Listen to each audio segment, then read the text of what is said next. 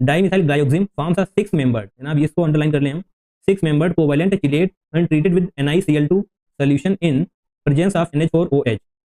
Right, तो सबसे पहले हमको इसका डायग्राम बनाना होगा, थोड़ा सा डिफरेंट क्वेश्चन जरूर है। और statement second, Prussian blue precipitate contains iron, okay ये अलग है, हम फर्स्ट ही इसको ही सॉल्व करेंगे। क्वेश्चन नंबर 4 स्टेटमेंट 1, डाइमिथाइल ग्लाइकोक्सिम, इसको हम DMG भी बोलते हैं।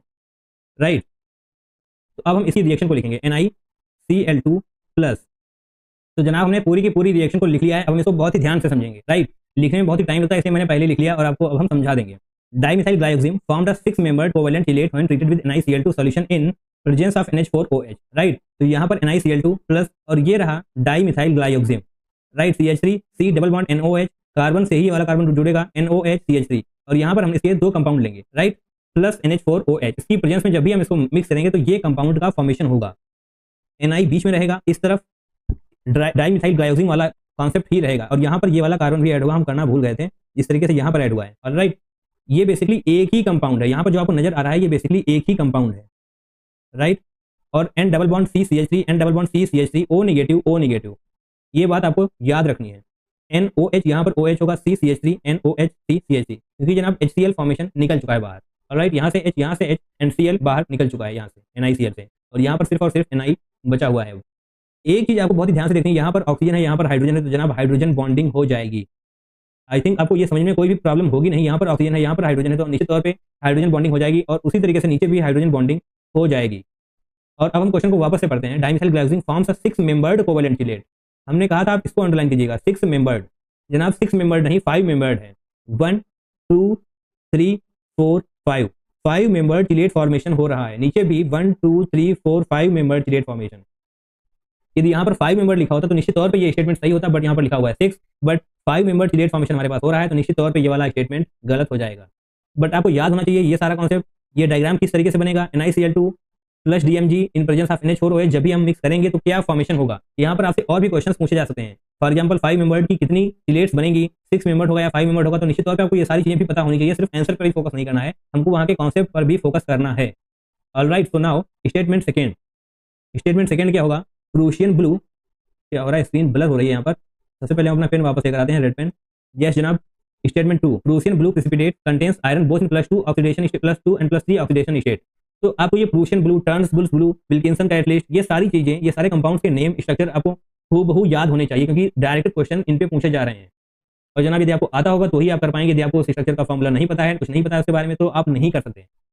तो बेसिकली प्रूशियन ब्लू होता क्या है, तो यहाँ पर हम लिखेंगे प्रूशियन ब्लू को Fe4 FeCN6, ये इसे हम बोलते हैं प्रूशियन ब्लू। आपको ये याद होनी चाहिए बिल्कुल सही तरीके से, Prussian blue, turns bulls blue, Wilkinson catalyst, और भी 10-15 कॉमन नेम्स होते हैं, वो आपको एज इट इज याद होने चाहिए। ऑलराइट, फिलहाल हम इसको क्रिस क्रॉस मेथड से सॉल्व करेंगे। यहाँ पर हमसे पूछा गया है जो दो आयरन यहाँ पर हैं, क्या उन पे +2 एंड +3 की ऑक्सीडेशन स्टेट है, तो आपको एक Fe यहाँ पर नजर आ रहा है और एक Fe यहाँ पर। आपने 10th क्लास में एक कॉन्सेप्ट पढ़ा हुआ होगा कि हम क्रिस क्रॉस मेथड से कंपाउंड की फॉर्मेशन करते हैं। तो जनाब अब हमें थोड़ा सा उल्टा सोचना है, क्रिस क्रॉस मेथड से हम इन दोनों कंपाउंड्स को अलग करेंगे। तो आप निश्चित तौर पर देख पा रहे हैं, जब 3 को इस तरफ लेकर आएंगे, 4 को इस तरफ लेकर जाएंगे, तो Fe3+ एंड FeCN6, और जनाब यहाँ पर आ जाएगा 4 माइनस। आप देख पा रहे हैं ये वाला 3 इस तरफ जाएगा और ये वाला 4 इसके ऊपर आएगा, Fe3+ FeCN6 4 माइनस Fe3+। जनाब यहाँ पर एक आयरन पर तो +3 ऑक्सीडेशन स्टेट है, क्या दूसरे पे +2 होगी, तो निश्चित तौर पे आप देख पा रहे होंगे कि इस आयरन पे +2 ऑक्सीडेशन स्टेट होगी, क्योंकि CN6 है, 6 - 4 जनाब +2, और राइट, तो यहाँ पर +2 ऑक्सीडेशन स्टेट होगी इस आयरन पे, तो ये वाला स्टेटमेंट हो जाएगा बिल्कुल सही। Statement 1 is false but statement second is true, okay that's great. Option number 1 is correct. In which one of the following metal carbonyls CO form a bridge between metal atoms, CO2 CO8 Mn2, okay. Basically आपको इन सारे के सारे structures याद होने चाहिए, किस तरीके से बन रहे हैं, आपको ये स्ट्रक्चर्स बनाने आने चाहिए। फिलहाल यहाँ पर तो इनमें से कोई एक ही आंसर होगा, बट फिर भी आपको चारों के चारों स्ट्रक्चर्स एज इट इज याद होने चाहिए। हमसे पूछा गया है CO forms a bridge between metal atoms, okay. तो सबसे पहले तो पहला वाला डायग्राम बनाते हैं। आपको यहाँ पर कोबाल्ट एंड कार्बोनिल में कंफ्यूज नहीं होना है। कोबाल्ट इस तरीके से अटैच होते हैं एंड यहाँ पर इस तरीके से कार्बोनिल जुड़ता है, ओके। हम लेजर का यूज करेंगे,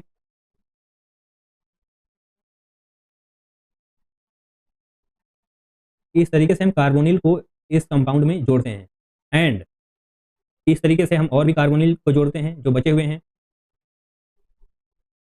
और अब यहाँ पर देख पा रहे होंगे आप 8 कार्बोनिल्स का यूज हो चुका है, 1 2 3 4 5 6 7 8 CO2 कोबाल्ट। पहला ही ऑप्शन सही है, क्योंकि जनाब हमसे पूछा गया था CO forms a bridge between metal atoms. यहाँ पर ये दो मेटल एटम है और carbonyl group as a bridge formation यहाँ पर वर्क कर रहा है। यहाँ पर ब्रिज फॉर्मेशन के लिए कार्बोनिल का यूज हो रहा है, तो option number 1 is correct. But फिर भी हम इन सारी चीज़ों को भी देखेंगे। Mn2CO10 किस तरीके से बनता है, ये बहुत ही सिंपल सा है। Mn2 और यहाँ पर 1 2 3 4 5 1 2 3 4 5, यहाँ पर आप पांचों में कार्बोनिल अटैच कर देंगे, कार्बोनिल अटैच कर देंगे, राइट। इसमें कौन सा टफ काम है। और यहाँ पर OS3CO12, okay, OS OS OS, right.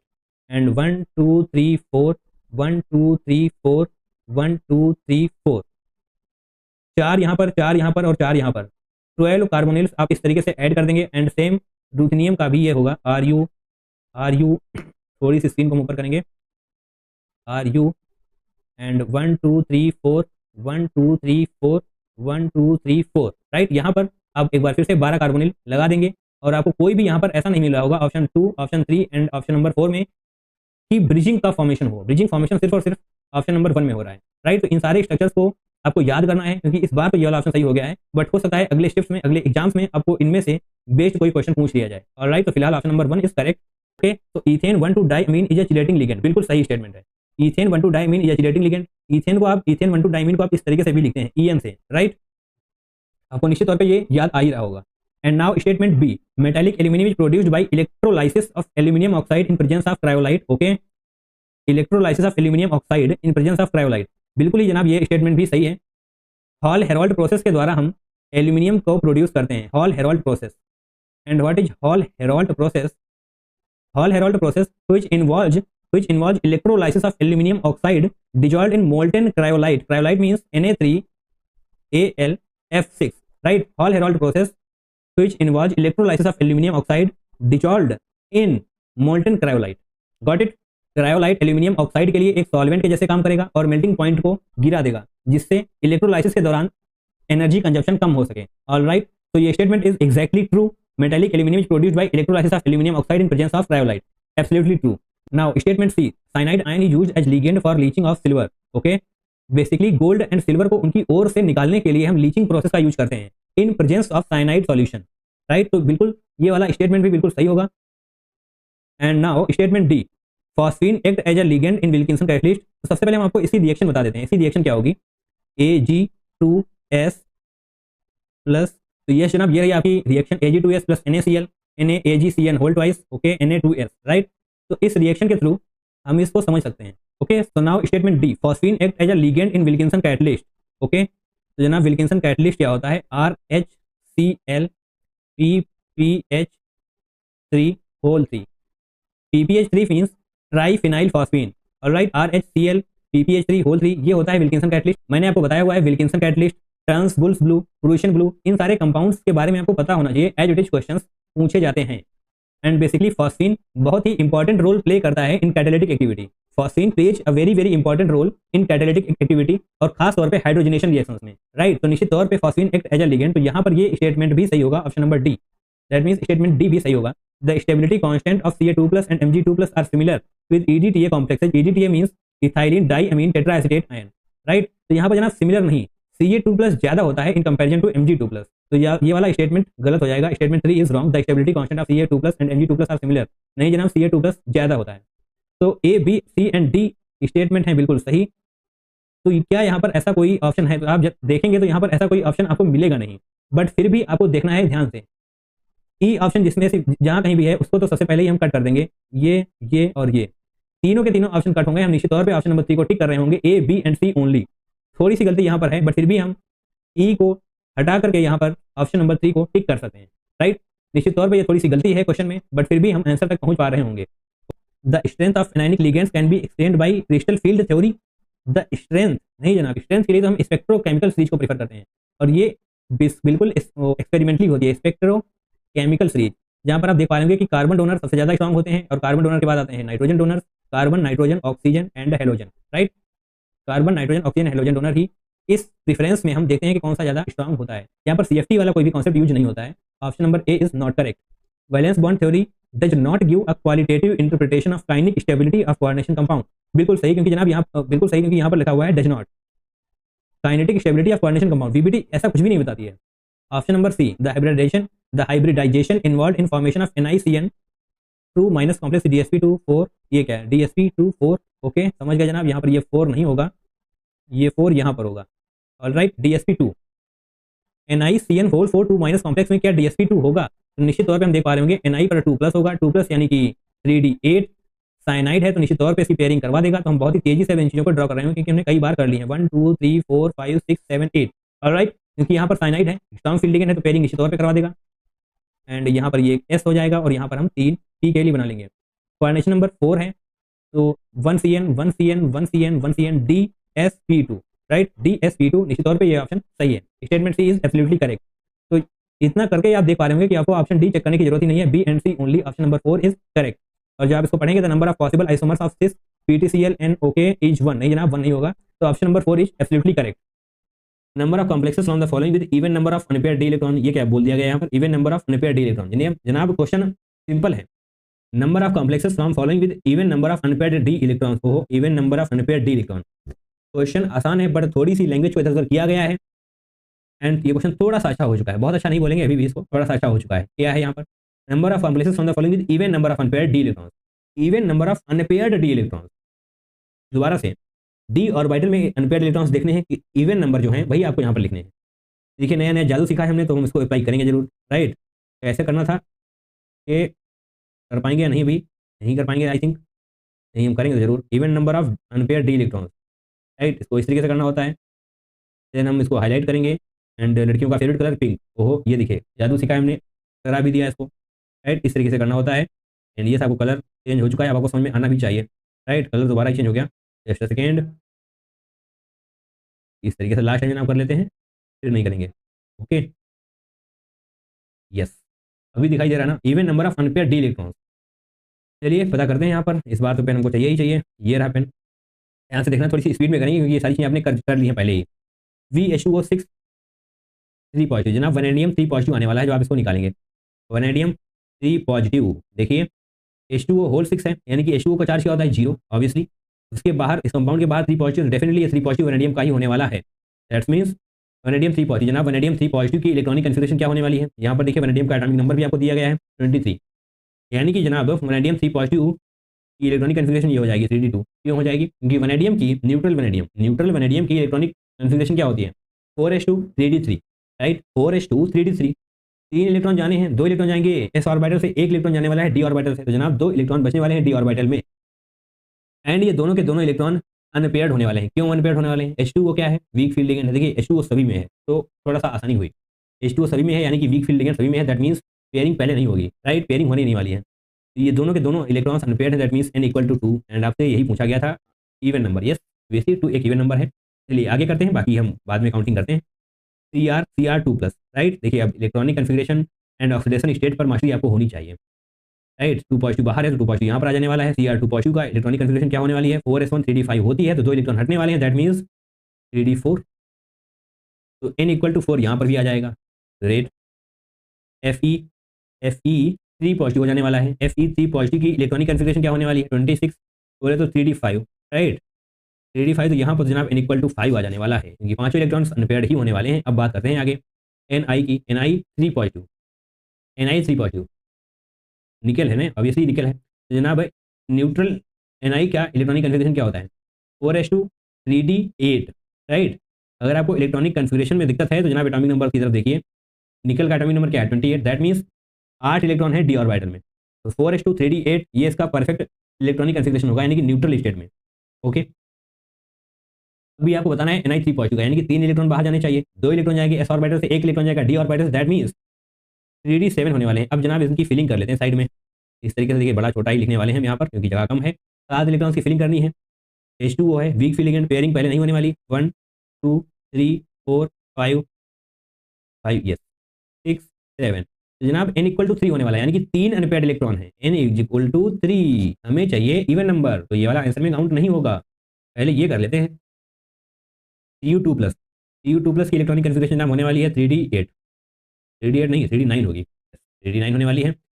And आप यहाँ पर कन्फिगरेशन इसकी फिलिंग करके देख लीजिएगा, n इक्वल टू 1 आने वाला है, राइट। 1 अनपेयर्ड इलेक्ट्रॉन होने वाले हैं। तो बताइए, आपसे पूछा गया था even number of unpaired d electron, that means V positive में हो, V3 positive and Cr2 positive, that means 2 ऐसे हैं जिनके पास even number of unpaired electrons हैं, यानी कि option number 1 is going to be the correct one. Option number 1 correct है, क्योंकि ऑप्शन नंबर 1 में बोला गया है ऐसे कि 2 कॉम्प्लेक्स ऐसे हैं जिनके पास even number of unpaired electron है। बहुत ध्यान से, बहुत शिद्दत के साथ देखना है, ऐसा नहीं करना है यहाँ पर मैंने 2 काउंट किया एंड टिक कर दिया, राइट। तो बड़ी शिद्दत के साथ ऑब्वियसली आपको ऑप्शन देखने हैं, देन टिक करके आगे बढ़ना है। The correct sequence of ligands in the order of decreasing field distance. Oh, decreasing field distance का ऑर्डर पूछा गया है आपसे। तो फील्ड डिस्टेंस का अगर आपको ऑर्डर आता है तो ये वाला क्वेश्चन बहुत आसान होने वाला है। वैसे तो आपको पूरा ऑर्डर याद होना चाहिए, बट अगर हम शॉर्ट में बताना चाहें तो देखिए कैसे होता है। Carbon, nitrogen, oxygen and halogen. आपने ये पढ़ा है? पढ़ा है नहीं पढ़ा है? तो इसलिए पढ़ा है। तो ऐसी होती है जनाब फील्ड डिस्टेंस। आप पीरियोडिक टेबल में लेफ्ट टू राइट ज़्यादा जाएंगे, फील्ड डिस्टेंस कम होती जाएगी, राइट। कार्बन डोनर की फील्ड डिस्टेंस ज़्यादा होने वाली है, then nitrogen donor, then oxygen donor and last में halogen donor. Halogen donor weak field ligand माने जाते हैं, राइट। कार्बन डोनर में जनाब क्या आने वाला है? CN and CO। CO की लिगेंड फील्ड बहुत ज़्यादा होती है, strong field ligand, strongest ligand बोलेंगे अगर हम इसको।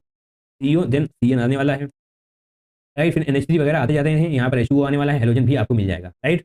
तो ये थोड़ा सा शॉर्ट में है, बाकी अगर आपको पूरा याद करना है जनाब याद कर लीजिए, कोई दिक्कत नहीं है, बाकी आपका काम इससे भी चल जाने वाला है, राइट। ओके, देखिए यहाँ पर NCS नहीं, ये वाला तो बिल्कुल नहीं होने वाला, क्योंकि जनाब यहाँ पर CO को लास्ट में रखा गया। कैसे भैया? CO स्ट्रॉन्गेस्ट है, तो ये वाला गलत हो जाएगा। यहाँ पर देखते हैं हम CO यानी कि carbon donor, then H2O, F negative, S2 negative. Okay, तो ये वाला जनाब बिल्कुल सही हो जाएगा। ऑप्शन नंबर 2 आपका सही होने वाला है। ऑप्शन नंबर 3, 4 भी गलत हो जाएंगे, क्योंकि H2 जनाब थोड़ा ही ज़्यादा स्ट्रॉन्ग मान लिया गया है, यहाँ पर हटा दीजिए। एंड ये हेलोजन को ज़्यादा स्ट्रॉन्ग मान लिया गया है नाइट्रोजन से, तो जनाब इसको भी हटाइए। बाकी चलिए हम एक बार आपको पूरा लिख देते हैं चार्ट, राइट। थोड़ी सी जगह बनाएंगे एंड अभी हम यहाँ पर लिखते हैं पूरी तरीके से। अगर आपने ये लिख लिया तो बड़ी अच्छी बात है, नहीं लिखा जनाब लिख लो। कार्बन डोनर स्ट्रॉन्ग होंगे सबसे ज़्यादा, उसके बाद nitrogen donor, then oxygen and last में हेलोजन डोनर आने वाले हैं, राइट। तो जस्ट अ सेकेंड, थोड़ी देर के लिए वीडियो को पॉज करने वाले हैं, देन डेफिनेटली हम पूरा लिख करके वापस आते हैं, क्योंकि जनाब लिखने में काफ़ी टाइम लगने वाला है, मैं आपका टाइम वेस्ट नहीं करना चाहता। तो ये जनाब ये रहा पूरा का पूरा फील्ड स्ट्रेंथ का ऑर्डर। इसको हम स्पेक्ट्रोकेमिकल सीरीज भी बोलते हैं। यहाँ पर हम शॉर्ट में लिखना चाहें तो लिख सकते हैं स्पेक्ट्रोकेमिकल सीरीज। जनाब ये आपके जहन में उतरी हुई होनी चाहिए, राइट। Spectrochemical series. देखिए यहाँ पर मैंने क्या कहा था, हेलोजन डोनर वीकेस्ट होते हैं, तो यस जनाब हेलोजन डोनर से आप ऑक्सीजन डोनर की तरफ जाने वाले हैं, then nitrogen donor and last में आने वाले हैं कार्बन डोनर की तरफ, that is CN and CO, right. तो ये स्ट्रॉन्गेस्ट होते हैं, वो भी आपको याद होना चाहिए। 2-4 बार इसको भी पढ़ लीजिए, काफ़ी कुछ फायदा आपको होने वाला है। यहाँ पर इन चीज़ों की तरफ देखना है। SCN negative is weaker then NCS। ओहो, राइट, समझ में आना चाहिए। EgTA4 minus NH3 EN, obviously आप देख पाएंगे EN NO2 नेगेटिव। तो ये सभी स्ट्रॉन्ग फील्ड लिगेंड में काउंट किए जाते हैं एंड ये सभी वीक फील्ड लिगेंड में काउंटिंग कर जाती है इनकी। चलिए यहाँ पर हम देख लेते हैं किस तरीके से होने वाला है। CO की स्ट्रॉन्गेस्ट फील्ड, यस CO। उसके बाद H2O की बारी आनी चाहिए। H2O कहाँ पर है जनाब? H2O ये रहा H2O, दैट्स गुड। उसके बाद आना चाहिए F नेगेटिव, उसके बाद आना चाहिए F negative, yes here it is. उसके बाद आना चाहिए S2 नेगेटिव। ओहो, S2 नेगेटिव जनाब ये रहा, राइट। करेक्ट ऑर्डर आपने मार्क किया है, आपको विश्वास हो जाना चाहिए, यस ऑप्शन नंबर 2 ही सही है। इफ एंड आयरन 3 यानी कि जनाब Fe3 पॉजिटिव आपको बता दिया गया है, बड़ी ही अच्छी बात है, मैं सब कुछ बता दिया गया है। कॉम्प्लेक्स विद द फार्मूला, ओहो ये फार्मूला है, यहाँ पर नेगेटिव आपको बाहर नजर आ जाएगा। Has no electron in its Eg orbital, Eg orbital में कोई इलेक्ट्रॉन है नहीं, देन x प्लस वाई है कहाँ? ओह ये है, यहाँ पर जनाब x रहा, यहाँ पर y रहा। आपसे पूछा गया है x प्लस वाई क्या होने वाला है। चलिए x प्लस वाई निकालने का प्रयास करेंगे भाई हम। Fe की ऑक्सीडेशन स्टेट आपको बता दी गई है, दैट इज 3। चलिए जनाब 3 मान लेते हैं। NH3 पर चार्ज क्या होता है? 0 होता है, प्लस 0 करने वाले हैं इंटू एक्स, इसको प्लस करते हैं। CN पर क्या चार्ज होता है? -1 होता है, बड़ी अच्छी बात है। इसको हम y से मल्टीप्लाई करेंगे, इक्वल टू क्या आने वाला है? इक्वल टू आने वाला है -1, जो कि आपको यहाँ पर लिखा हुआ दिखाई दे रहा है, right. As no electron in its Eg orbital, बड़ी अच्छी बात है, यहाँ पर Eg ऑर्बिटल में कोई भी इलेक्ट्रॉन नहीं है। ओके, Fe में कितने इलेक्ट्रॉन होने वाले हैं? Fe3 पॉजिटिव में, Fe3 पॉजिटिव की अगर हम बात करें तो कितने इलेक्ट्रॉन्स होने वाले हैं, यानी कि इलेक्ट्रॉनिक कन्फिग्रेशन क्या होगा उसका बताइए। क्या होता है एटॉमिक नंबर? 26 होता है, तो 3d5 होने वाले हैं। 5 इलेक्ट्रॉन हैं उसके पास एंड वो पाँचों के पाँचों इलेक्ट्रॉन E2G ऑर्बिटल में है। इस तरीके से होती है फीलिंग, राइट, इस तरीके से, यानी कि स्ट्रॉन्ग फील्ड लिगेंड है, ऑब्वियसली है। CN नेगेटिव आपको दिखाई दे रहा है, तो डेफिनेटली स्ट्रॉन्ग फील्ड लिगेंड है, तो बाकी के यानी कि सभी इलेक्ट्रॉन्स E2G ऑर्बिटल में ही रहने वाले हैं, इस तरीके से, राइट। वही आपसे यहाँ पर बताया गया है, आप इसको समझ सकते हैं। ओके, तो आपको इतना पता होना चाहिए NH3 वीक फील्ड लिगेंड है, CN स्ट्रॉन्ग फील्ड लिगेंड है, बट जो फीलिंग हो रही है वो CN यानी कि CN के अकॉर्डिंग हो रही है, that means strong field ligand के अकॉर्डिंग हो रही है।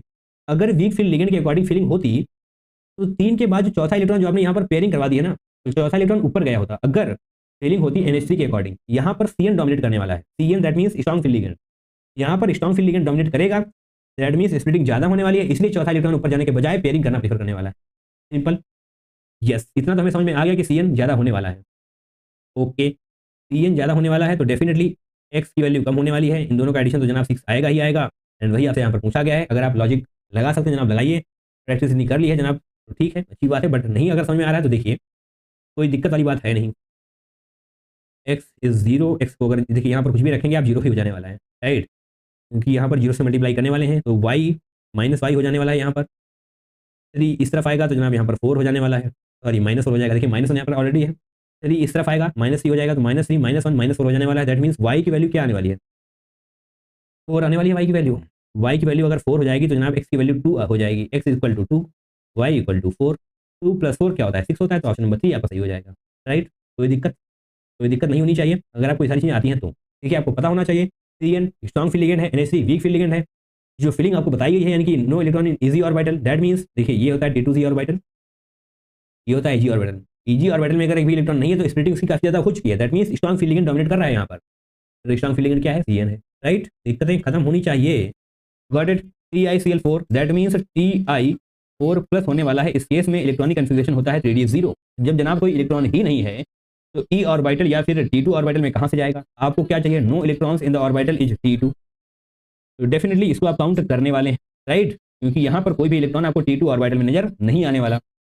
गॉट इट, कोई दिक्कत नहीं होनी चाहिए। अगर आपको ये समझ नहीं आया है कि Ti4+ के केस में 3d0 कैसे हो चुका है तो जनाब जाइए रिवीजन करिए, D and F block coordination compound की बेसिक क्लासेस को पढ़िए, तब जाकर आप इस चीज को समझ पाएंगे।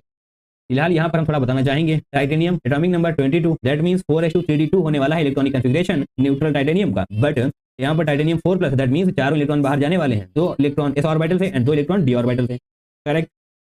इसलिए जनाब 3d0 होने वाला है इसका इलेक्ट्रॉनिक कन्फिग्रेशन। अब बात करते हैं MnO4 निगेटिव की, दैट मींस यहाँ पर होने वाला है Mn+7, राइट। तो इसका भी इलेक्ट्रॉनिक कन्फिग्रेशन 3d0 ही आने वाला है। तो जनाब यहाँ पर भी कोई इलेक्ट्रॉन नहीं होने वाले, ना ही E ऑर्बिटल में ना ही T2 ऑर्बिटल में, तो दैट मींस ये भी अपने आंसर में काउंट करने वाले हैं, करेक्ट। कोई दिक्कत, सही है। इस तरफ आइए जनाब FeO4 2 निगेटिव, इस केस में Fe+6 होने वाला है, राइट। Fe+6 का इलेक्ट्रॉनिक कन्फिग्रेशन होता है 3d2, Fe+6 का इलेक्ट्रॉनिक कन्फिग्रेशन होता है 3d2, तो जनाब जो 2 इलेक्ट्रॉन हैं वो आने वाले हैं E ऑर्बिटल में, और तीसरा इलेक्ट्रॉन अगर होता तो जाता वो T2 ऑर्बिटल में, बट कोई इलेक्ट्रॉन है नहीं, एंड आपसे पूछा गया है no electrons in the orbital is T2, that means ये वाला भी आपके आंसर में काउंट होने वाला है, क्योंकि यहाँ पर भी कोई भी इलेक्ट्रॉन T2 ऑर्बिटल में नहीं है। क्रिस्टल क्लियर हो रही हैं चीजें, दिक्कतें तो जनाब नहीं आ रही हैं, नहीं आनी चाहिए किसी भी कीमत पर, राइट, क्योंकि आसान सी चीजें आपकी आंखों के सामने से अभी भी निकल रही हैं, कोई भी टफ ऐसा कुछ नहीं है। यहाँ पर Fe कितनी ऑक्सीडेशन स्टेट होने वाली है जनाब, 4 क्लोरीन है, तो डेफिनेटली यहाँ पर 3+ हो जाने वाला है, क्योंकि यहाँ पर भी आपको माइनस बाहर नजर आना चाहिए। Fe3+ का क्या होगा, 3d5 होने वाला है, राइट। Fe3+ 3d5 होने वाला है। Cl4 obviously week field ligand है, तो जनाब 5 इलेक्ट्रॉन्स की फिलिंग आप कैसे करेंगे, 1 2 3 4 5, तो यहाँ पर जनाब T2 ऑर्बिटल में 3 इलेक्ट्रॉन आ चुके हैं, एंड आपसे पूछा गया है नो इलेक्ट्रॉन, दैट मींस ये आंसर में काउंट नहीं होने वाला। Crystal clear. और लास्ट वाले को भी देख ही लेते हैं, CO क्या होगा जनाब 2+, CO2+ के केस में 3d7 होता है, एंड 3d7 में भी तो जनाब T2 ऑर्बिटल में काफी सारे इलेक्ट्रॉन्स मिलने वाले हैं आपको, 1 2 3 4 5 6 7, ये हो जाएगी जनाब E ऑर्बिटल, ये हो जाने वाला है T2, दैट मींस T2 में तो यहाँ पर कितने हैं, 3 इलेक्ट्रॉन है, आपको चाहिए 0, इसको भी काट दीजिए। तो इसका करेक्ट आंसर क्या होने वाला है, number of complexes from the following with no electrons in the orbital is T2, that means option number 3 आपका सही हो जाएगा। 3 इलेक्ट्रॉन, 3 कंपाउंड ऐसे हैं, 3 कॉम्प्लेक्स ऐसे हैं जिनके पास कोई भी इलेक्ट्रॉन नहीं है T2 ऑर्बिटल में।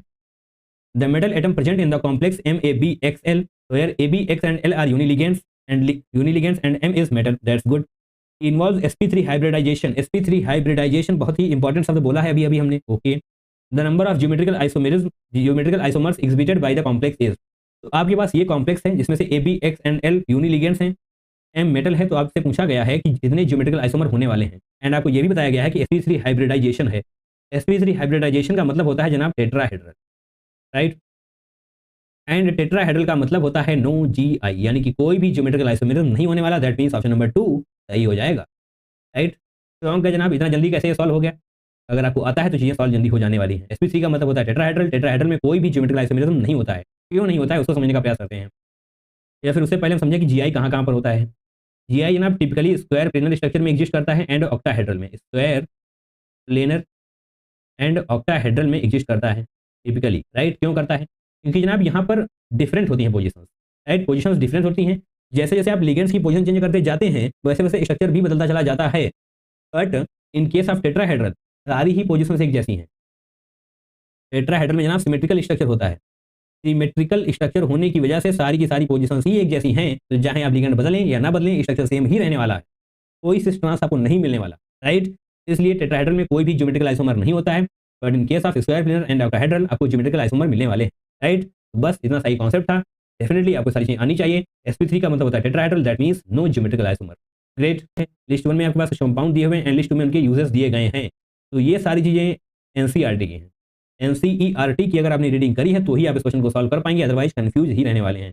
एंड जैसा कि मैंने आपसे पहले भी कहा है कि जब भी थोड़ा सा अलग हटके क्वेश्चन आता है तो उसको मैचिंग में रखा जाता है। मैचिंग में क्यों रखा जाता है? ताकि आप उसको सॉल्व कर पाएं। क्वेश्चन का कॉन्सेप्ट भले ही टफ हो, बट अगर आपने उसमें से एक या दो चीजें भी पहले पढ़ी हैं तो उस क्वेश्चन को आप सॉल्व कर सकते हैं। ये हो गया आपके लिए पॉजिटिव पॉइंट। अगर कुछ टफ चीज आ रही है, थोड़ी सी आउट ऑफ द बॉक्स आके पूछी जा रही है, तो डेफिनेटली थोड़ी सी आपको राहत भी दी जाती है, सही है। आयोडोफॉर्म कार्बन टेट्राक्लोराइड CFC यानी कि क्लोरोफ्लोरोकार्बन्स DDT, क्या यूजेज होते हैं जनाब इनके? ध्यान से देखते हैं हम। क्या येलो पेन ले लिया जाए? यस, ले लिया जाए। आयोडोफॉर्म, इसको जनाब एंटीसेप्टिक के लिए हम यूज करते हैं, आयोडोफॉर्म। चलिए जनाब यहाँ पर हम एंटीसेप्टिक लिख देते हैं, एंटीसेप्टिक। आयोडोफॉर्म का यूज होता है एंटीसेप्टिक के तरीके से। एंड कार्बन टेट्राक्लोराइड यानी कि CCl4, इसका जनाब यूज होता है आग बुझाने के लिए, यानी कि फायर एक्सटिंग्विशर में इसको यूज किया जाता है, fire extinguisher, right. Aerosol cans भी आपको लिखे हुए मिल सकते हैं कहीं कहीं पर, एरोसोल कैंस। और जनाब एक बड़ी खास चीज़, ये बड़ा ही डेंजरस है, क्यों है? क्योंकि जनाब ये आपकी हार्ट बीट को रोक सकता है। जो आपका दिल धक धक धक धक कर रहा है ना, उसको स्टॉप करने की ताकत, उसको रोकने की ताकत इसके पास है, carbon tetrachloride. It can stop your heart beat. हालांकि इस क्वेश्चन में इसके बारे में जिक्र नहीं किया गया है, बट आपको पता होना चाहिए। हो सकता है आपकी शिफ्ट में आगे आने वाले एग्जाम्स में ऐसा कुछ पूछ लिया जाए, राइट। CCl4 इतने सारे यूजेस हैं इसके, बाकी आप जब NCERT की रीडिंग करेंगे तो काफ़ी कुछ वहाँ पर आपको और भी नजर आने वाला है। अब बात करते हैं CFC की। CFC तो जनाब आपसे बचपन से ही पढ़ते आ रहे हैं कि CFC का यूज कम करो कम करो कम करो, ओजोन डिप्लीशन इसी वजह से हो रहा है। जनाब ये निकलती है रेफ्रिजरेटर से, एसीज से। रेफ्रिजरेटर और AC में इसका यूज होता है, CFC। और जनाब बात करें DDT की, DDT ये मलेरिया में यूज होने वाला है जनाब, राइट। मलेरिया यानी कि इंसेक्टिसाइड्स में इसका यूज होता है, इंसेक्टिसाइड, मलेरिया। और जनाब ये फिश की तरफ टॉक्सिक होती है, यानी कि लिख सकते हैं टॉक्सिक टूवर्ड्स फिशेस, ऐसे करेंगे, टॉक्सिक टूवर्ड्स फिश, राइट। ये कुछ जो एक्स्ट्रा इन्फॉर्मेशन आपको दी जा रही है इसको फालतू ना समझें, थोड़ा सा ध्यान दें। और इसका यूज किया गया था वर्ल्ड वॉर सेकेंड के टाइम पर, वर्ल्ड वॉर सेकेंड के टाइम पर इसका यूज किया गया था, ओके। देखते हैं, अब इसको मैचिंग कर लेते हैं हम। आयोडोफॉर्म एंटीसेप्टिक कहाँ पर लिखा हुआ है जनाब? एंटीसेप्टिक थर्ड में लिखा हुआ है। Carbon tetrachloride fire extinguisher 1, CFC refrigerator 4, DDT insecticide, that means second. Second में क्या 3 हो गए? नहीं, ये थर्ड होने वाला है, यस। 3142 3142 3142 ऑप्शन नंबर 2 आपका सही हो जाएगा। जैसा कि मैंने आपसे कहा था कि जैसे ही कुछ बाहर की चीज़ें आती हैं तो थोड़ा सा आसान भी बनाया जाता है उसको। कैसे? मान लीजिए आपको आयोडोफॉर्म नहीं पता था, कार्बन टेट्राक्लोराइड नहीं पता था, DDT नहीं पता था, बट डेफिनेटली आपको CFC तो पता ही होना चाहिए था। बचपन से पढ़ते आ रहे हैं CFC के बारे में, कई बार आपने सुना होगा। द फॉलोइंग कॉम्प्लेक्सेस, इतने सारे कॉम्प्लेक्सेस आपके पास हैं, तो ये A हो जाएगा, ये वाला तो B होने वाला है। ABCD अच्छी बात है। The correct order of ABCD in terms of wave number of light absorbed. तो जनाब आपको एक कॉन्सेप्ट पता होना चाहिए। क्या पता होना चाहिए जनाब? कॉन्सेप्ट क्या कहता है? जैसे जैसे लिगेंड की स्ट्रेंथ बढ़ने वाली है, यानी कि लिगेंड स्ट्रेंथ इंक्रीजेज, CRENGTH यही होती है ना spelling. Ligand strength increases, that means light of more energy is absorbed. Just a second, screen थोड़ी सी हमको धोखा दे रही है, right. Ligand strength increases, that means light of more energy is absorbed. ज़्यादा एनर्जी वाली लाइट एब्जॉर्ब होगी, light of more energy is absorbed, light of more energy is absorbed, ठीक है। जितनी ज़्यादा एनर्जी एब्जॉर्ब होगी उतना ही ज़्यादा वेव नंबर भी होने वाला है, जो यहाँ पर लिखा हुआ आपको है। That means energy is directly proportional to wave number. तो दिक्कत दोबारा से समझने का प्रयास करते हैं। देखिए, आपसे पूछा गया है the correct order of ABCD in terms of wave number of light absorbed, wave number of light absorbed. तो मैंने आपसे कहा कि वेव नंबर डिपेंड करता है एनर्जी पर, इस तरीके से जितनी ज़्यादा एनर्जी होगी उतना ही ज़्यादा वेव नंबर होने वाला है। एंड एनर्जी किस पर डिपेंड करती है? जितना ज़्यादा लिगेंड फील्ड स्ट्रेंथ होने वाली है, ग्रेट। तो इन चारों में जनाब चेक करिए किसकी ज़्यादा फील्ड स्ट्रेंथ है। जिसकी ज़्यादा फील्ड स्ट्रेंथ होगी उसी का वेव नंबर ज़्यादा होने वाला है, राइट। इसको आप समझ सकते हैं, समझने का प्रयास करिए, शॉर्ट नोट कॉपी में नोट करिए। 2 चीज़ें हैं, आसान है, समझ में आनी चाहिए। ओके, तो ए बी सी डी में देखिए जनाब लिगेंड फील्ड स्ट्रेंथ किसकी ज़्यादा है, तो ऑब्वियसली आपको सभी को नजर आ जाएगा कि ये है carbon donor, that means B की एनर्जी सबसे ज़्यादा होने वाली है, या फिर हम बोले वेव नंबर से ज़्यादा होने वाला है, या फिर हम बोल दें कि लिगेंड फील्ड स्ट्रेंथ सबसे ज़्यादा बी की है, तो फिलहाल हम यही बोलते हैं। सी एन सबसे ज़्यादा स्ट्रांग है, राइट, क्योंकि ऑब्वियसली कार्बन डोनर है, कार्बन डोनर स्ट्रांग होते हैं। उसके बाद जनाब बारी आएगी NH3 की, क्योंकि ये है नाइट्रोजन डोनर, और H2O ऑक्सीजन डोनर है, तो डेफिनेटली नाइट्रोजन डोनर ज़्यादा स्ट्रांग होने वाला है। ओके, सही बोल रहे हैं हम या कुछ गलती कर रहे हैं? नहीं जनाब, कोई गलती नहीं कर रहे हैं। और आपको एक चीज़ और ध्यान से देखनी है, क्या देखना है, डी में तो जनाब सिर्फ और सिर्फ H2O ही है, H2O6 होगा यहाँ पर, राइट, H2O ही है। बट जैसे ही आप ध्यान से देखेंगे ए और सी में, तो आपको 5 NH3 के लिगेंड है, एक H2O का है, 5 NH3 के लिगेंड है, एक क्लोरीन है। ये गैम्बल खेलने की कोशिश करी गई है यहाँ पे। तो जनाब 5 NH3 यहाँ पर भी है, 5 NH3 यहाँ पर भी है, तो ठीक है, NH3 से कुछ भी डिसाइड नहीं हो पाएगा। अब डिसाइड होगा जनाब H2O एंड क्लोरीन से। क्लोरीन क्या है? Halogen donor. हेलोजन डोनर जनाब सबसे कमजोर होते हैं, हेलोजन डोनर वीकेस्ट होते हैं। तो जनाब ए की लिगेंड फील्ड स्ट्रेंथ कम आने वाली है इन कंपैरिजन टू सी, ना कि डी से। क्यों? क्योंकि जनाब ए में 5 NH3 है, तो 5 NH3 डोमिनेट ही करने वाले हैं H2O से।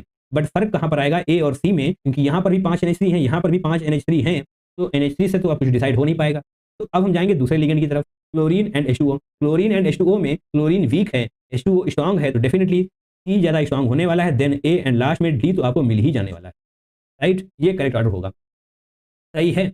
CN सबसे ज़्यादा स्ट्रांग है, स्ट्रांगेस्ट बोलेंगे हम इसको इन चारों में से। उसके बाद बारी आने वाली है जनाब सी के बाद ए की बारी आएगी, राइट। उसके बाद डी तो आने ही वाला है। तो जनाब ये किसका ऑर्डर लिखा हमने तो लिखा है लिगेंड फील्ड स्ट्रेंथ का ऑर्डर। बट अभी अभी आप देख कर आए हैं यहाँ पर लिगेंड फील्ड स्ट्रेंथ की एनर्जी बढ़ती जाएगी, लिगेंड फील्ड स्ट्रेंथ इंक्रीजेस, तो definitely light of more energy is absorbed यहाँ पर होना चाहिए, राइट। और जितनी ज़्यादा एनर्जी होगी उतना ज़्यादा वेव नंबर होने वाला है, दैट मीन्स यही करेक्ट ऑर्डर हो जाएगा TACB। क्या कोई ऐसा है? यहाँ पर तो कोई ऑप्शन ही नहीं लिखे हैं आगे। आई थिंक थोड़ी सी प्रिंटिंग एरर है, तो देखते हैं ऑप्शन में कौन सा सही होने वाला है। क्वेश्चन कौन सा था भैया? क्वेश्चन ही भूल गया यार, क्वेश्चन देख कर आते हैं सबसे पहले। क्वेश्चन नंबर 10 था, तो 10th नंबर के क्वेश्चन में हमने कौन सा आंसर लिखा हुआ है? जो आंसर लिखा हुआ है वही ऑप्शन वहाँ से गायब है, 10th का 4th होने वाला था। तो डेफिनेटली आपको 4th ऑप्शन में इस वाले ऑर्डर को लिखना है, देन उसको करेक्ट कर लेना है, right.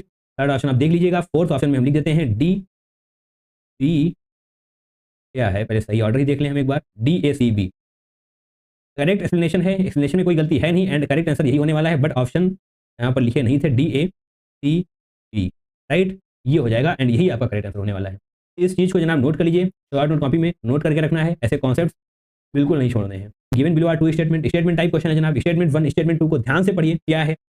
PF5 and BRF5 both exhibit sp3d hybridization, PF5 BRF5, right. तो स्ट्रक्चर बनाएंगे हम, इसका स्ट्रक्चर बना दें या फिर चलिए बना ही देते हैं। इस तरीके से फ्लोरीन हो जाने वाला है, इस तरीके से यहाँ भी फ्लोरीन हो जाएगा। ओके, ये स्ट्रक्चर बन चुका है, बट आपको स्ट्रक्चर के बिना भी निकालना आना चाहिए। कैसे? PF5 फास्फोरस के पास कितने इलेक्ट्रॉन होते हैं? 5 होते हैं। चलिए 5 इलेक्ट्रॉन ड्रॉ करते हैं, 1 2 3 4 5, 5 इलेक्ट्रॉन यानी कि 5 सिग्मा यहाँ पर होने वाले हैं। पांचों बॉन्डिंग कर रहे हैं ना, कोई भी लोन पर नहीं बचा, दैट मीन्स 5 सिग्मा। 5 सिग्मा का मतलब होता है जनाब sp3d। यस, अभी तक तो ये स्टेटमेंट बिल्कुल सही है। आगे बढ़ते हैं, BRF5 यहाँ पर 7 इलेक्ट्रॉन होने वाले हैं ब्रोमीन की आउटर मोस्ट शेल में, तो 7 इलेक्ट्रॉन हमने ड्रॉ कर लिए, ग्रेट। F5 यानी कि 5 फ्लोरीन है, 5 फ्लोरीन है, अच्छी बात है ना, 5 फ्लोरीन को हमने बॉन्डिंग करवा दी है, सही है, कोई दिक्कत? कोई गलती करी हमने? नहीं करी है आई थिंक अभी तक तो। ओके, तो फर्दर आप इसको सॉल्व करेंगे तो क्या आने वाला है? यहाँ पर आ जाएगा 5 sigma 1 lone pair, 5 sigma plus 1 lone pair का जब एडिशन करने वाले हैं आप, तो आएगा 6, और 6 में क्या होता है? sp3d2। अगर जो भी हमने ये लिखा आपको समझने में समस्या है, तो जनाब आपने हमारे चैनल को सही से फॉलो नहीं किया है। अगर आपने हमारे चैनल को सही से फॉलो किया है तो इन चीज़ों में बिल्कुल भी डाउट आपको होने वाला है ही नहीं, राइट। क्योंकि शेप एंड ज्योमेट्री से रिलेटेड हमने एक वीडियो बनाया हुआ है, वहाँ से सारे कंफ्यूजन आपके दूर हो जाने वाले हैं, एंड वो वीडियो आपको केमिकल बॉन्डिंग की प्लेलिस्ट में मिलेगा, राइट। कैसे होता है? सिग्मा प्लस लोन पेयर का हम एडिशन करते हैं, सिग्मा प्लस लोन पेयर का हम एडिशन करते हैं। अगर 2 आता है, 3 आता है, 4 आता है, 5 आता है, 6 आता है, 7 आता है, तो क्या होता है? ध्यान सुनिए, sp2 के केस में sp, 3 के केस में sp2, 4 के केस में sp3, 5 के केस में sp3d, 6 के केस में हो जाने वाला है sp3d2, एंड 7 के केस में हो जाने वाला है sp3d3। एंड ये दोनों आप अभी भी यहाँ पर यूज करके आए हैं। सिग्मा प्लस लोन पेयर के केस में था 5, दैट मीन्स sp3d, एंड यहाँ पर 6 आ रहा था एडिशन, दैट मीन्स sp3d2। बोला क्या है आपसे? बोथ एग्जिबिट sp3, नहीं भैया बोथ नहीं, सिर्फ PF5 सही होने वाला है इस केस में। Both SF6 and CONH3 whole 6 3 positive exhibit sp3d2 hybridization. Okay, SF6 का देख लेते हैं हम। SF6 तो यस जनाब बिल्कुल सही होने वाला है। कैसे सही हो जाएगा? सल्फर के पास कितने इलेक्ट्रॉन होते हैं? 6 होते हैं। 6 इलेक्ट्रॉन होते हैं सल्फर के पास, और 6 हो इलेक्ट्रॉन फ्लोरीन के साथ बॉन्डिंग में बिजी हैं। That mean sigma equal to 6 आने वाला है। लोन पेयर इक्वल टू 0 है, तो sigma plus lone pair equal to 6 हो जाएगा। एंड 6 के केस में अभी आप देख कर आए हैं sp3d2 ही होता है। ग्रेट, तो अभी तक तो सही है, बट आगे भी देखते हैं। CONH3 whole 6 whole thrice, that means cobalt की ऑक्सीडेशन स्टेट क्या है? +3। एंड आपको पता होना चाहिए NH3 वैसे तो वीक फील्ड लिगेंड की तरह बिहेव करेगा, बट अगर वो कोबाल्ट +3 के साथ है तो स्ट्रांग फील्ड लिगेंड की तरह बिहेव करना शुरू कर देगा। क्लियर? यही कॉन्सेप्ट है, यही पता है तो ऑप्शन आसानी से आप इस क्वेश्चन को करेक्ट कर पाएंगे। CO3+ की इलेक्ट्रॉनिक कॉन्फ़िगरेशन क्या हो जाने वाली है? एटॉमिक नंबर होता है 27, तो जनाब 3d6 होने वाली है इलेक्ट्रॉनिक कॉन्फ़िगरेशन। एंड NH3 यहाँ पर स्ट्रांग फील्ड लिगेंड की तरह बिहेव करेगा। दैट मीन्स पेयरिंग करवाने वाला है। इस तरीके से आप 6 इलेक्ट्रॉन की फिलिंग करेंगे, यानी कि पेयरिंग हो जाने वाली है 1 2 3 4 5 6। आपको d ऑर्बिटल से 2 खाली मिल जाएंगे। दैट मीन्स D2sp3 होगा इसका हाइब्रिडाइजेशन, ना कि sp2d3। ओहो, बढ़िया लगा क्वेश्चन। तो ये वाला स्टेटमेंट भी गलत हो जाएगा, क्योंकि आपसे यहाँ पर बोला गया है sp3d2 नहीं D2sp3 होगा, राइट? क्योंकि कोबाल्ट +3 NH3 को स्ट्रांग फील्ड लिगेंड में कन्वर्ट करके ही मानेगा, एंड स्ट्रांग फील्ड लिगेंड में पेयरिंग होती है, राइट? D2sp3 इसका करेक्ट आंसर होना चाहिए था, जो कि आपको यहाँ पर नहीं लिखा है। दैट मीन्स दोनों ही स्टेटमेंट गलत हैं, एंड ऑप्शन नंबर 4 आपका सही हो जाएगा। An octahedral complex with the formula, ये फार्मूला आपको दे दिया गया है। Upon reaction with excess of AgNO3 excess में उसका रिएक्शन करवा रहे हैं। Solution gives 2 moles of AgCl। 2 moles of AgCl आपको मिल रहे हैं। Consider the oxidation state of CO in the complex is x, the value of x + n। जनाब x तो यहाँ हो गया, n कहाँ है? x या n यहाँ पर है। ओके, तो जनाब कॉन्सेप्ट समझिएगा, समझने का प्रयास करते हैं। अगर आपके पास कोई कॉम्प्लेक्स है ना, ये कॉम्प्लेक्स है आपके पास, ओके, तो यहाँ पर आपको बता दिया गया है ऑक्टाहेड्रल कॉम्प्लेक्स है। ऑक्टाहेड्रल कॉम्प्लेक्स का मतलब हो जाएगा कि लिगेंड आपके पास 6 होने चाहिए। क्लियर है? लिगेंड आपके पास 6 होने चाहिए। 3 क्लोरीन यहाँ पर दिए हुए हैं आपको, और जनाब यहाँ पर क्या बन रहा है? 2 moles of AgCl, right? 2 moles of AgCl का फॉर्मेशन हो रहा है। चलिए थोड़ा समझने का प्रयास करते हैं। फॉर एग्जांपल यहाँ पर आपके पास कोई कॉम्प्लेक्स है, ओके, उसकी रिएक्शन आप करवा रहे हैं एक्सेस AgNO3 के साथ। AgNO3 की कोई भी कमी नहीं है, तो आपको ये पता होना चाहिए कि ये अगर कॉम्प्लेक्स है आपके पास, तो कॉम्प्लेक्स के अंदर जितने भी क्लोरीन हैं वो बाहर रिएक्ट नहीं करेंगे, राइट? कॉम्प्लेक्स के अंदर जितने भी क्लोरीन होंगे वो बाहर रिएक्ट नहीं करेंगे। जितने क्लोरीन बाहर होंगे, सॉरी, कॉम्प्लेक्स के अंदर जितने क्लोरीन होंगे, कॉम्प्लेक्स के अंदर जितने क्लोरीन होंगे वो रिएक्ट नहीं करने वाले। कॉम्प्लेक्स के बाहर जितने क्लोरीन होंगे वही रिएक्ट करेंगे। दैट मीन्स अगर क्लोरीन के यहाँ पर कॉम्प्लेक्स के बाहर अगर 1 क्लोरीन होता है तो 1 मोल AgCl का फॉर्मेशन होगा। अगर 2 क्लोरीन है तो जनाब 2 AgCl का फॉर्मेशन होने वाला है। अगर 3 क्लोरीन है तो जनाब 3 AgCl का फॉर्मेशन होने वाला है। एंड आपको यहाँ बताया जा चुका है कि 2 मोल्स ऑफ AgCl का फॉर्मेशन हुआ है। दैट मीन्स Cl2 बाहर होने वाला है इस कॉम्प्लेक्स से, राइट? 2 क्लोरीन बाहर होंगे, एक्सेस AgNO3 है तो डेफिनेटली 2 AgCl का फॉर्मेशन होने वाला है। दैट मीन्स AgCl के 2 मोल आपको मिल जाने वाले हैं, राइट? ये कॉन्सेप्ट आपको आना चाहिए कि कॉम्प्लेक्स के जो बाहर होंगे क्लोरीन वही रिएक्ट करने वाले हैं। ओके, तो 2 क्लोरीन बाहर हो चुके हैं, 3 क्लोरीन आपके पास ऑलरेडी थे, तो 1 क्लोरीन अंदर बचेगा। एंड NH3 कितने होने चाहिए? NH3 5 होंगे ना, तभी तो काम चलेगा। 1 क्लोरीन है, ऑक्टाहेड्रल होना चाहिए, दैट मीन्स 6 लिगेंड होने चाहिए। 1 क्लोरीन की वजह से हो चुका है, दैट मीन्स 5 NH3 होने चाहिए। तो आपका जो कॉम्प्लेक्स है वो ये बनने वाला है। COCl 1 क्लोरीन हो जाएगा, NH3 होल 5 आपको करना पड़ेगा। Cl2 इसकी रिएक्शन जब आप करवाने वाले हैं एक्सेस AgNO3 के साथ, तो जनाब 2 AgCl का फॉर्मेशन हो जाएगा। 2 मोल्स AgCl का फॉर्मेशन हो जाएगा, क्योंकि जनाब 2 क्लोरीन बाहर हैं, एक्सेस AgNO3 है, 2 AgCl का फॉर्मेशन हो जाएगा, जो आपसे यहाँ पर बताया गया है 2 मोल्स ऑफ AgCl का फॉर्मेशन हुआ है। दैट मीन्स n की वैल्यू 5 होने वाली है, n इक्वल टू 5 होने वाला है, राइट? n इक्वल टू 5 हुआ क्योंकि 1 क्लोरीन है, तो 1 क्लोरीन 5 NH3 टोटल 6 हो जाएंगे। That means octahedral complex complete हो जाएगा। n इक्वल टू 5 आ चुका है। अब आपको क्या बताना है? अब आपको बताना है ऑक्सीडेशन स्टेट ऑफ कोबाल्ट। तो जनाब कोबाल्ट की ऑक्सीडेशन स्टेट क्या होगी? चलिए थोड़ा सा पेन चेंज करते हैं ताकि समझ में भी आए आपको क्या बोलने वाले हैं। Cl2 माइनस है तो इस कॉम्प्लेक्स पर +2 छोड़कर जाएगा, COCl NH3 होल 5 इस कॉम्प्लेक्स पर 2 पॉजिटिव छोड़कर जाएगा, राइट? क्योंकि Cl2 2 नेगेटिव लेकर जाएगा। तो कोबाल्ट की ऑक्सीडेशन स्टेट हम x मान लेते हैं, प्लस -1 क्लोरीन की वजह से NH3 पर चार्ज 0 होता है, जनाब 0 × 5 कर दीजिए, इक्वल टू 2 होने वाला है। x एज इट इज रहेगा, 0 0 हो जाएगा, -1 उधर जाएगा, +1 हो जाएगा, 2 + 1 is equal to 3, correct? x equal to 3 आने वाला है। ओके, तो n equal to 5, x equal to 3 आपसे पूछा गया था x + n, तो दैट मीन्स 8 हो जाएगा करेक्ट आंसर, क्योंकि जनाब 5 + 3 8 होता है। ओके, ये कॉन्सेप्ट क्लियर होना चाहिए कि कॉम्प्लेक्स के बाहर जितने क्लोरीन होंगे सिर्फ वही रिएक्शन करने वाले हैं, करेक्ट? जो अंदर होंगे वो रिएक्शन में कोई भी पार्टिसिपेट नहीं करते हैं। क्वेश्चन है number of ambidentate ligands among the following. तो जनाब सबसे पहले आपको ये पता होना चाहिए कि एम्बीडेंटेट लिगेंड क्या होते हैं। एम्बीडेंटेट लिगेंड क्या होते हैं? Having two donor sites, एम्बीडेंटेड ligands यानी कि जिनके पास टू डोनर साइट्स होती हैं, बट होती भले ही हो दो डोनर साइट, बट एक टाइम में एक ही डोनर साइट परफॉर्म करेगी, right. Only one donor site, only one donor site perform at a time, सही है, परफॉर्म एट अ टाइम। आपको पता होना चाहिए बाइडेंटेट एम्बीडेंटेट क्या होते हैं। एम्बीडेंटेट अभी भी आपको बताया जा चुका है, बाइडेंटेट अभी अभी थोड़ी देर पहले बताया गया था। Okay, crystal clear. Having two donor sites, दो डोनर साइट्स होंगी बट एक टाइम पर एक ही परफॉर्म करेगी। NO2 yes, SCN yes, C2O4 2 negative, okay, C2O4 2 negative नहीं होगी, NH3 भी नहीं होने वाला, CN yes, SO4 2 negative no. अब ये सब कैसे होंगी जनाब, ध्यान से देखिए। NO2 negative as it is एक बार हो चुका है और दूसरी बार होता है ONO करके, राइट, ONO। और SCN NCS होता है दूसरा वाला, CN नेगेटिव, NC भी आपको लिखा हुआ मिल जाएगा, राइट, इस केस में।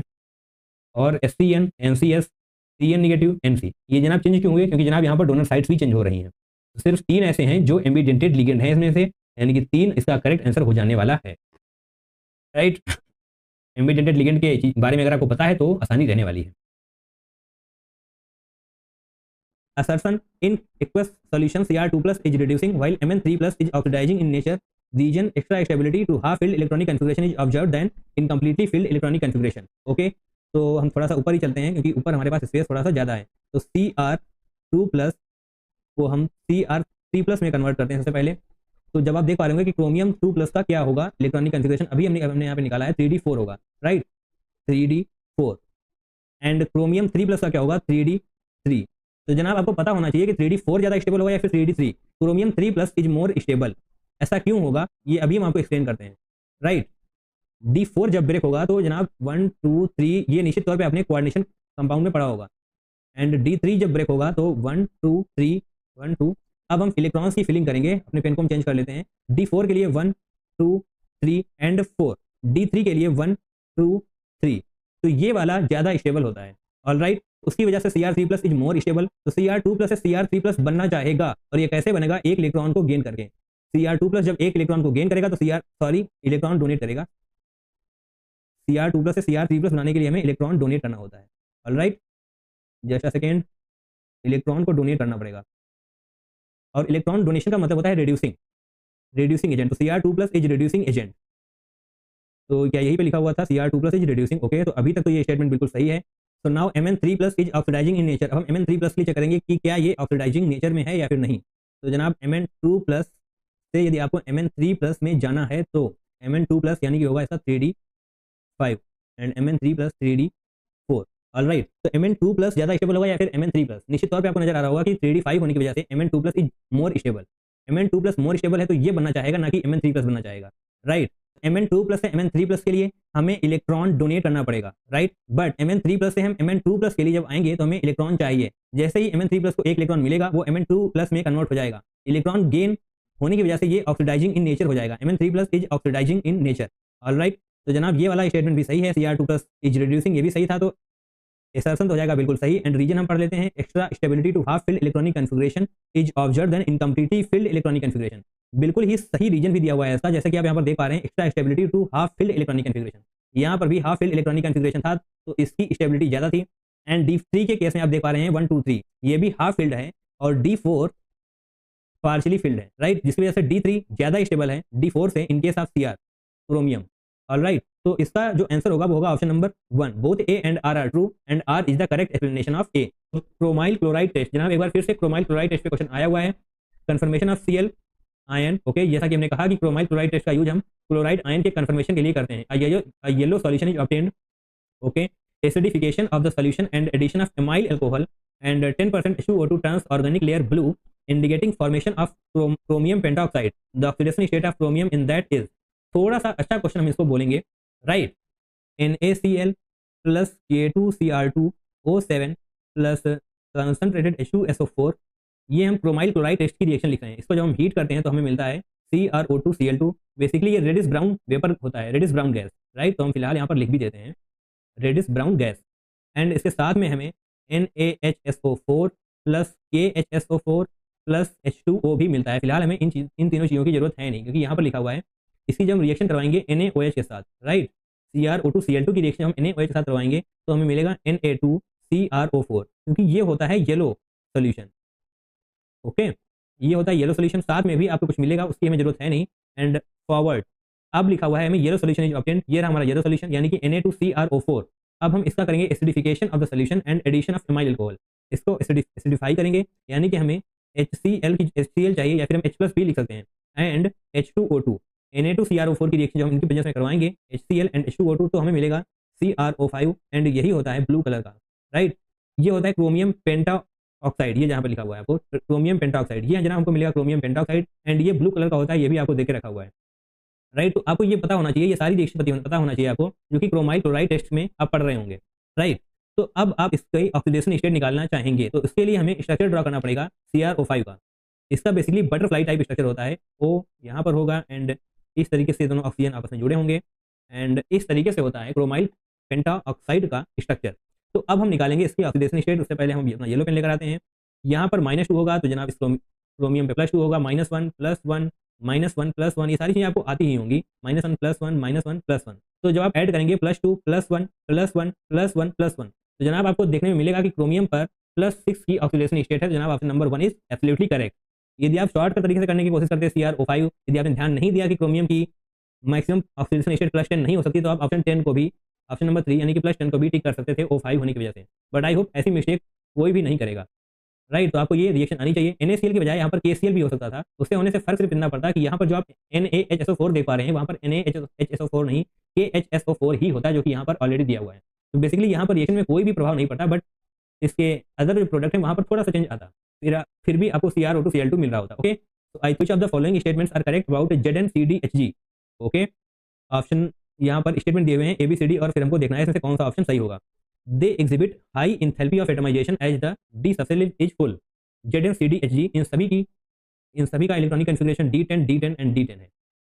फुली फिल्ड डी सबसेल है, तो जो मेटेलिक बॉन्डिंग होगी वो होगी वीक। मेटेलिक बॉन्डिंग वीक होगी, तो उसको ब्रेक करने के लिए हमें बहुत ज्यादा एनर्जी की रिक्वायरमेंट नहीं है। हम थोड़ी सी भी एनर्जी देंगे तो वो बॉन्डिंग टूट जाएगी। तो जनाब यहाँ पर हाई इंथैल्पी नहीं, यहाँ पर होगा लो इंथैल्पी। यदि लो इंथैल्पी ऑफ एटमाइजेशन होता तो निश्चित तौर पर ये वाला स्टेटमेंट सही होता, बट यहाँ पर दिया हुआ है दे एग्जिबिट हाई, नो जनाब, statement A is incorrect. Now ZnCd do not show variable oxidation state while Hg shows +1 and +2, absolutely correct। Zinc and cadmium basically +2 oxidation state को शो करते हैं, एंड Hg यानी कि मरकरी +1 एंड +2 दोनों oxidation state को show करती है, तो बिल्कुल सही स्टेटमेंट है ये। Compounds of ZnCd and Hg are paramagnetic in nature, बिल्कुल ही वाहियात का स्टेटमेंट है। पैरामैग्नेटिक कहाँ से हो जाएगा, जब सारे के सारे फुली फिल्ड हैं तो सारे के सारे पेयर्ड भी होंगे, एंड पेयर्ड का मतलब होता है डायमैग्नेटिक, ऑलराइट। तो यहाँ पर पैरामैग्नेटिक जैसा कुछ भी नहीं होगा। Statement d, ZnCdHg are called soft metals. जैसा कि हमने आपको यहाँ पर समझाया, स्टेटमेंट ए में डी सबशेल फुली फिल्ड है, बट अच्छी मेटेलिक बॉन्डिंग के लिए हमें पार्शियली फिल्ड डी सबशेल चाहिए। तो यहाँ पर तो डी सबशेल फुली फिल्ड है, तो जिसकी वजह से ये पार्शियली फिल्ड नहीं होगा, एंड ये हो जाएगा सॉफ्ट मेटल, राइट। ओके, तो इसका मतलब ये स्टेटमेंट सही हो जाएगा। ZnCdHg are called soft metals, बिल्कुल सही, क्योंकि यहाँ पर D10 है, मेटेलिक बॉन्डिंग वीक होगी। तो जनाब हमारा आंसर क्या होगा, b and d. Okay, option number 1 is absolutely correct, right. आपको ये भी ध्यान रखना है कि करेक्ट पूछा गया है या फिर इनकरेक्ट पूछा गया है, ये इन चीज़ों को बहुत ही ध्यान से देखते हुए आगे बढ़ना है। फिलहाल हम स्टेटमेंट 1 को देखते हैं। The chromate ion is square planar, नहीं जनाब, गलत हो जाएगा। क्रोमेट एंड डाइक्रोमेट दोनों के दोनों टेट्राहेड्रल होते हैं। क्रोमेट आयन का हम स्ट्रक्चर बनाना चाहेंगे CrO4 2 नेगेटिव, इस तरीके से होता है, ये हो जाएगा क्रोमेट आयन, और ये होता है tetrahedral, right, tetrahedral. And dichromate ion किस तरीके से होता है, CrO। Okay, dichromate ion means Cr2O7 2 negative, right, ये होता है डाइक्रोमेट आयन। इसी का हम स्ट्रक्चर बनाएंगे इस तरीके से, यहाँ भी O ऐड कर देंगे, एंड इस तरीके से हमारा डाइक्रोमेट आयन का स्ट्रक्चर कंप्लीट हो जाएगा। तो ये भी होता है टेट्राहेड्रल, और ये होता है टेट्राहेड्रल। तो यहाँ पर लिखा हुआ है स्क्वायर प्लेनर, जिसकी वजह से ये वाला स्टेटमेंट गलत हो जाएगा। Dichromates are generally prepared from chromates, तो उसके लिए हम पहले तो स्पेस थोड़ा सा बनाएंगे। And now statement B, dichromates are generally prepared from chromates. Dichromates यानी कि dichromates are generally prepared from chromates. CrO4 2 negative gives Cr2O7 2 negative. क्या CrO4 2 नेगेटिव से Cr2O7 2 नेगेटिव बनाया जाता है, तो यस, H+ जो हम इसको देंगे तो ये बन जाएगा, एंड इसको हम OH- देंगे तो जनाब डाइक्रोमेट से क्रोमेट भी बन जाएगा। तो ऑप्शन नहीं, statement b is correct. Statement c, the green magnetic ion is diamagnetic. यहाँ पर दिया हुआ है द ग्रीन मैग्नेट आयन, अब आपको मैग्नेट आयन नहीं बताया गया, ग्रीन बताया गया। अभी हमने ऊपर के किसी क्वेश्चन में बताया हुआ था कि ग्रीन मैग्नेट आयन का मतलब क्या होता है। आई थिंक यहाँ पर दिया हुआ है, just a second, green manganate ion यानी कि MnO4 2 निगेटिव होगा। यदि पर्पल लिखा होता तो MnO4 निगेटिव होता, बट यहाँ पर लिखा हुआ है ग्रीन, तो निश्चित तौर पे ये होगा MnO4 2 निगेटिव। इसीलिए हम आपसे कह रहे थे कि आपको कलर भी याद होने चाहिए, क्योंकि कहीं कहीं पर सिर्फ कलर से ही क्वेश्चन हो रहे होंगे। यहाँ पर आपको दिया हुआ है ग्रीन, तो ग्रीन मैग्नेट आयन का मतलब होता है MnO4 2 निगेटिव। और जब आप इस पर निकालेंगे मैग्नीज पर ऑक्सीडेशन स्टेट, तो आपको आएगा Mn+6। Mn+6 का मतलब होगा 3D1, राइट। 3D1 होगा तो इसका मतलब ये डायमैग्नेटिक नहीं जनाब, पैरामैग्नेटिक होगा। तो ये वाला स्टेटमेंट भी गलत हो जाएगा। यदि आपको MnO4 निगेटिव दिया होता तो Mn+6 के बजाय +7 आता, और यहाँ पर 3D1 के बजाय 3D0 आता, और ये हो जाता डायमैग्नेटिक। अगर ऐसा होता तो ग्रीन के बजाय यदि पर्पल लिखा होता तो पर्पल का मतलब होता MnO4 निगेटिव एंड Mn+7, जिसकी वजह से 3D0 हो जाता, एंड ये हो जाता डायमैग्नेटिक। बट ग्रीन की वजह से डायमैग्नेटिक नहीं जनाब, पैरामैग्नेटिक होगा, तो ये वाला स्टेटमेंट हो जाएगा गलत। Now statement D, green coloured dark green coloured K2MnO4 is disproportionate in a neutral और acidic medium to give permanganate. क्या जनाब ये वाला स्टेटमेंट सही है? तो जनाब हम लिखना चाहेंगे K2MnO4 के बजाय हम लिख देते हैं MnO4 2 निगेटिव, राइट, कोई दिक्कत नहीं होगी। एंड जब इसके हम रिएक्शन करवाते हैं न्यूट्रल और एसिडिक मीडियम में, तो जनाब ये बनता है MnO2 एंड MnO4 निगेटिव। यहाँ पर हो जाएगा Mn पर +4 ऑक्सीडेशन स्टेट, और यहाँ पर हो जाएगी +7, और यहाँ पर क्या थी? ओके, यहाँ पर थी +6। +6 से +4 यानी कि रिडक्शन, एंड +6 से +7 यानी कि ऑक्सीडेशन। सेम कंपाउंड का रिडक्शन एंड उसी का ऑक्सीडेशन जनाब डिस्प्रोपोर्शनेशन रिएक्शन होगी।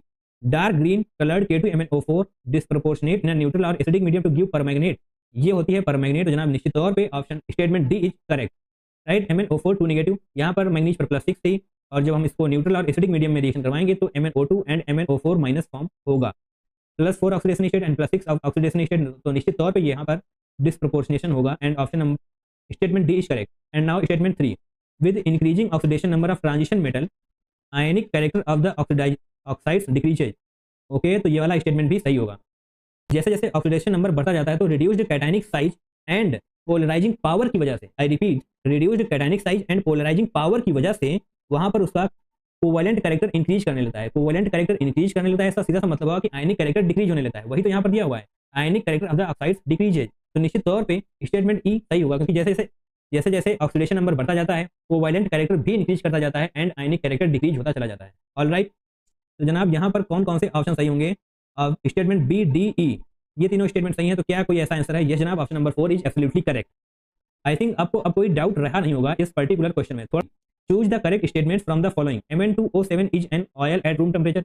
ये तो जनाब फैक्ट बेस्ड क्वेश्चन है, एंड ये बिल्कुल ही सही है। ग्रीन कलर का होता है बेसिकली, हम आपको सिर्फ इतना बता सकते हैं इसमें से कि ये ग्रीन कलर का होता है, एंड बेसिकली ये है फैक्ट बेस्ड क्वेश्चन। तो आपको एनसीईआरटी की रीडिंग करनी होगी, वहीं से आपको ये वाले क्वेश्चन के आंसर मिल रहे होंगे। And now statement b, V2O4 react with acid to give VO2 2 positive. जनाब हम V2O4 की जब रिएक्शन करवाते हैं एसिड के साथ, एसिडिक मीडियम, राइट, तो जनाब हमें मिलता है VO2 पॉजिटिव। ये हमें मिलता है, ना कि ये यहाँ पर 2 जो नीचे लिखा हुआ है वो एक्स्ट्रा है। ऑक्सीजन सिर्फ एक ही होता है, ना कि 2 ऑक्सीजन होते हैं। तो जनाब ये वाला स्टेटमेंट हो जाएगा गलत। आपको ये रिएक्शन याद होनी चाहिए। V2O4 की रिएक्शन जब हम एसिडिक मीडियम में करवाते हैं तो ये फॉर्मेशन होता है VO2 पॉजिटिव, ना कि VO2 2 positive. Alright, now option statement c, CRO is basic oxide, absolutely correct. CRO एक बेसिक ऑक्साइड है, एंड Cr2O3 ये एम्फोटेरिक होता है। जैसा कि हमने कई बार आपसे कहा हुआ है कि जो क्वेश्चन में पूछा जाए उसके बारे में तो आपको पता होना ही चाहिए, बट उसके आसपास के जो भी कॉन्सेप्ट हैं वो भी आपको पता होना चाहिए, ताकि आप आगे के एग्जाम्स के लिए और भी ज्यादा प्रिपेयर हो सकें। ऑलराइट, तो आपको इतना तो पता होना ही चाहिए कि CRO एक बेसिक ऑक्साइड है, बट साथ में यदि आपको ये भी पता होता है कि Cr2O3 एक एम्फोटेरिक ऑक्साइड है, तो आप एक स्टेप आगे हैं अपने कॉम्पिटिटर से। Alright, and now statement D, V2O5 does not react with acid. Does not, तो निश्चित तौर पर ये वाला हो जाएगा गलत, क्योंकि वो रिएक्ट करता है, एंड V2O5 जब एसिड के साथ रिएक्ट करता है तो जनाब बनाता है VO4 पॉजिटिव। ऑलराइट, ये जब एसिड के साथ रिएक्ट करता है, एंड जब ये करता है रिएक्ट एल्कलाइन के साथ तो जनाब बनाता है VO4 3 निगेटिव। V2O5 रिएक्ट करता है एसिड के साथ और बनाता है VO4 पॉजिटिव, एंड एल्कलाइन के साथ भी रिएक्ट करता है, एंड वहां पे बनाता है VO4 3 निगेटिव। तो जनाब ऑप्शन कौन सा सही होगा? हम स्टेटमेंट 1 की तरफ देखते हैं। स्टेटमेंट 1 सही था, एंड स्टेटमेंट सी सही है। A and c, that means option number 2 is absolutely correct, right. और आपको एक चीज और भी पता होनी चाहिए कि V2O3, V2O4 एंड V2O5, थोड़ा सा स्क्रीन को ऊपर करते हैं। V2O3 बेसिक होता है, ये सारी चीज़ आपको पता होनी चाहिए। ये लेस बेसिक होता है, एंड ये होता है एम्फोटेरिक, राइट। तो बेसिकली जैसे जैसे आप ऑक्सीडेशन को बढ़ाते जा रहे हैं, ऑक्सीजन को बढ़ाते जा रहे हैं, जैसे जैसे आप ऑक्सीजन को बढ़ाते जा रहे हैं उसका बेसिक कैरेक्टर कम होता जा रहा है। जैसे जैसे ऑक्सीजन बढ़ते जा रहे हैं उसका बेसिक कैरेक्टर कम होता जा रहा है। तो ये सारी चीज़ें भी आपको पता होनी चाहिए कि V2O3 बेसिक होता है, V2O4 less basic, and V2O5 amphoteric. Alright, so now the element which shows only one oxidation state other than it's elemental form. Okay, 4 आपको यहाँ पर ऑप्शन दिए हुए हैं एंड आपसे पूछा गया है ऐसा कौन सा एलिमेंट है जो सिर्फ और सिर्फ एक ऑक्सीडेशन स्टेट दिखाएगा। जनाब बहुत ही लाजवाब क्वेश्चन है ये। अगर ये लाजवाब क्वेश्चन है तो हम बहुत ही लाजवाबी के साथ करेंगे भी, राइट। चलिए जनाब रंगारंग प्रोग्राम की शुरुआत करते हैं। अभी मजा आएगा ना भिड़ो। रंगारंग प्रोग्राम की शुरुआत करने से पहले हम yes yes that's good. Science teacher very cruel मांगे फीस कॉपी नेहा कक्कड़ जिंदाबाद। ये क्या बोल दिया हमने, देखिए क्या बोला हमने। Scandium, titanium, vanadium, chromium, manganese यानी कि साइंस टीचर वेरी क्रूअल मांगे फीस कॉपी यानी कि जनाब आयरन, कोबाल्ट, नेहा कक्कड़ जिंदाबाद यानी कि निकल, copper and zinc, right. Science teacher very cruel मांगे फीस कॉपी नेहा कक्कड़ जिंदाबाद, दैट्स गुड। ओके चलिए जनाब फटाफट से हम आगे फिल करते हैं। जनाब यहाँ पर हम पूरी ऑक्सीडेशन स्टेट आपको बताने वाले हैं कि इनमें कौन कौन सी ऑक्सीडेशन स्टेट पॉसिबल है। यहाँ पर हम सिर्फ इस क्वेश्चन को क्रैक करने की कोशिश नहीं कर रहे हैं, हम आप यहाँ पर पूरे कॉन्सेप्ट को क्रैक करने की कोशिश कर रहे हैं, राइट। चलिए व्हाइट पेन लेकर आते हैं, इस बार जादू करेंगे हम। व्हाइट पेन लेकर आए हैं जनाब, राइट। +1 ऑक्सीडेशन स्टेट इसकी होगी, +1 इसकी होगी, इनके अलावा +1 किसी और की नहीं होने वाली। Okay got it, yes that's good. अब बात करते हैं +2 की, उसके लिए ओके +2 के जनाब +2 इसकी भी होगी, +2 जनाब सभी की होगी एक्सेप्ट स्कैंडियम। ओके +2 फटाफट से लिख लेते हैं,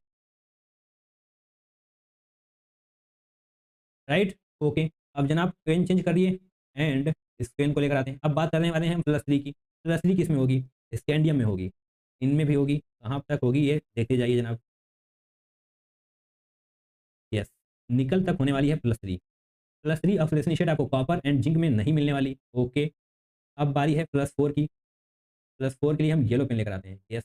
+4 ऑक्सीडेशन स्टेट कहाँ कहाँ पर पॉसिबल है जनाब। +4 oxidation state titanium, vanadium, chromium, manganese, iron, copper and yes निकल में भी होती है, राइट। अब बारी है +5 की, के लिए जनाब एक बार फिर से हम ब्लू पेन लेकर आते हैं। रंगारंग प्रोग्राम का हमने वादा किया था तो कराते हैं जनाब, यही रंगारंग प्रोग्राम करवा सकते हैं हम, बाकी कुछ तो नहीं करा पाएंगे। +5 कहाँ कहाँ पर होगा, +5 जनाब 3 में होता है, राइट। +5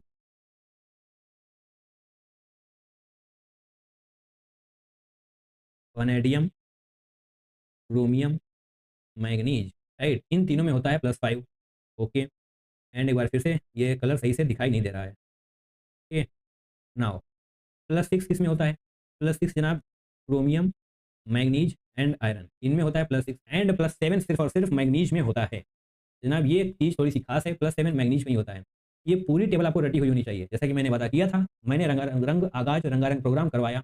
रेड पेन यहाँ पर है, ब्लू व्हाइट यहाँ पर है, ये कौन सा कलर है, ये कौन सा कलर है, ये आई थिंक लाइट ब्लू है, ये पर्पल है, आई थिंक हमें पता नहीं पूरी तरीके से। ये है येलो, ये है व्हाइट। चलिए जनाब एट द एंड आपको याद होनी चाहिए, मजाक हटके है बट इसको पूरा रटा हुआ होना चाहिए। डायरेक्टली काफ़ी क्वेश्चन हमने खुद सॉल्व करवाए हैं जनाब, डी एंड एफ ब्लॉक पर काफ़ी क्वेश्चन पूछे गए हैं। मैग्नीज की हाईएस्ट ऑक्सीडेशन स्टेट भी आपसे पूछी गई है क्वेश्चन में, तो आपको ये पता होना चाहिए, ये रटा हुआ होना चाहिए। इनके अलावा कोई भी ऑक्सीडेशन स्टेट पॉसिबल नहीं है, यानी कि जनाब +1 ऑक्सीडेशन स्टेट सिर्फ और सिर्फ क्रोमियम एंड कॉपर की होगी। प्लस स्कैंडियम की सिर्फ और सिर्फ एक ऑक्सीडेशन स्टेट पॉसिबल होती है, that is +3, right. And I think वही तो आपसे यहाँ पर पूछा गया था। The element which shows only one oxidation state other than it's elemental form, तो दैट्स इट, ऑप्शन नंबर 4 सही हो जाने वाला है, राइट। +3 स्कैंडियम यही सही होने वाला है। ओके और आपको यही पता होना चाहिए कि सिर्फ क्रोमियम एंड कॉपर ही है जो +1 ऑक्सीडेशन स्टेट शो करेगा। एंड मैंगनीज बहुत ऑक्सीडेशन स्टेट है इसके पास, बहुत पैसा है अपने पास, बोले तो बहुत ऑक्सीडेशन स्टेट है इसके पास। +2 +3 +4 +5 +6 +7 +1 यहाँ पर भी नहीं है, तो दिमाग खोल के बैठना है। इसको नोट कर लीजिए, अपने चार्ट को शॉर्ट नोट कॉपी में नोट कर लीजिए, दिमाग में बसा लीजिए, बट एट द एंड आपको ये रटा हुआ होना चाहिए। अगर आपको कोई रात में 2 बजे भी उठाकर पूछता है तो आपको पता होना चाहिए ये, right. Consider the following reaction MnO2 + KOH + O2 gives A and H2O। Obviously आपसे A के बारे में पूछा जाएगा। प्रोडक्ट A इन न्यूट्रल और acidic medium disproportionate to give product B and C along with water, the sum of. Okay question आसान है but हम ऊपर वाला चलिए रफ नहीं करते हैं, नीचे आते हैं। जनाब यहाँ पर देखिए रिएक्शन को, MnO2 यानी कि +KOH O2 क्या मिलेगा, ए प्रोडक्ट क्या होगा जनाब, इनकी जब रिएक्शन करवाते हैं तो मिलने वाला है आपको K2MnO4, K2MnO4, right. But question इससे सॉल्व नहीं होगा, आगे भी आपको कुछ दिया गया है। 3 स्टेप में जनाब ये क्वेश्चन पूछा गया है, बहुत ही अच्छा क्वेश्चन है, आसान नहीं है। तीनों स्टेप अगर आपको क्लियर नहीं होंगे तो जनाब आप सॉल्व नहीं कर पाने वाले हैं, राइट। 3-4 कॉन्सेप्ट को एक ही में लगा दिया गया है, क्वेश्चन टफ हो जाएगा अपने आप। ठीक है हो गया, हम फिर भी कर लेंगे। K2MnO4 ये हो गया हमारा product A in acidic medium, neutral और acidic medium disproportionate to give products B and C along with water, the sum of spin only magnetic moment values of B and C. तो आपको पता होना चाहिए कि बी एंड सी कौन से product होंगे, उसके बाद आपको स्पिन ओनली मैग्नेटिक मोमेंट निकालना भी आना चाहिए और उनको ऐड करके तब आपको आंसर लिखना है। ओहो काफ़ी स्टेप्स हैं, फिर भी हम करेंगे। ठीक है जनाब, करते हैं। प्रोडक्ट ए की जो रिएक्शन यहाँ पर लिखी हुई है वो हम आपको लिखकर बताते हैं, K2MnO4। अगर ये एसिडिक मीडियम में होगा, चलिए एसिडिक मीडियम ये लिख ही देते हैं यहाँ पर हम, एसिडिक मीडियम, दैट्स गुड। जनाब ये किस में होने वाला है, एसिडिक मीडियम में होगा। डिस्प्रपोर्शनेट लिखा हुआ है तो डिस्प्रपोर्शनेट जैसे ही आप देखते हैं आपको क्रैक होना चाहिए। MnO4 माइनस, MnO4 माइनस लिखें या फिर आप KMnO4 ही लिख लीजिए। यहाँ पर भी तो आपने पोटेशियम लिखा है, KMnO4 प्लस MnO2, राइट। ये दो प्रोडक्ट बनने वाले हैं जिसके बारे में आपसे जिक्र किया गया है, P एंड C। तो इसको B मान लीजिए, इसको C मान लीजिए, सिंपल है यार, P एंड C।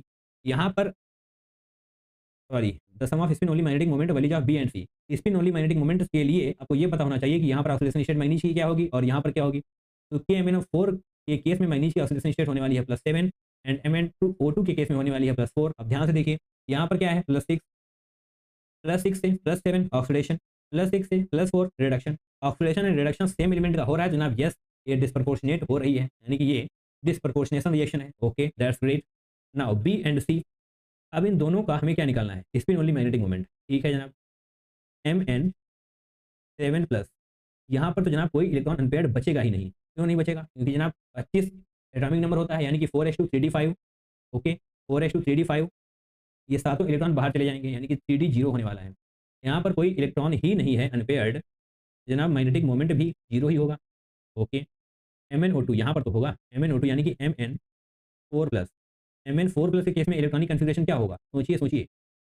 दो यहाँ से जाएंगे s ऑर्बिटल से एंड बाकी के तो d ऑर्बिटल से जाएंगे, तो जनाब यहाँ पर बचने वाला है 3d3, यानी कि जनाब n equal to 3, n equal to 3 यानी कि म्यू इक्वल टू क्या होगा। अभी तक आपने ये फॉर्मूला कई बार पढ़ा है तो एक बार फिर से चलिए लिख ही देते हैं, 3 इंटू 5 हो जाएगा, राइट। जनाब n+2 होता है तो 3 + 2 5, 5 इंटू 3 √15, √15 को जब सॉल्व करेंगे तो 3.9 के अप्रॉक्स आएगा। दैट मीन्स आपको यहाँ पर 4 लिखना होगा राउंड ऑफ करने के बाद।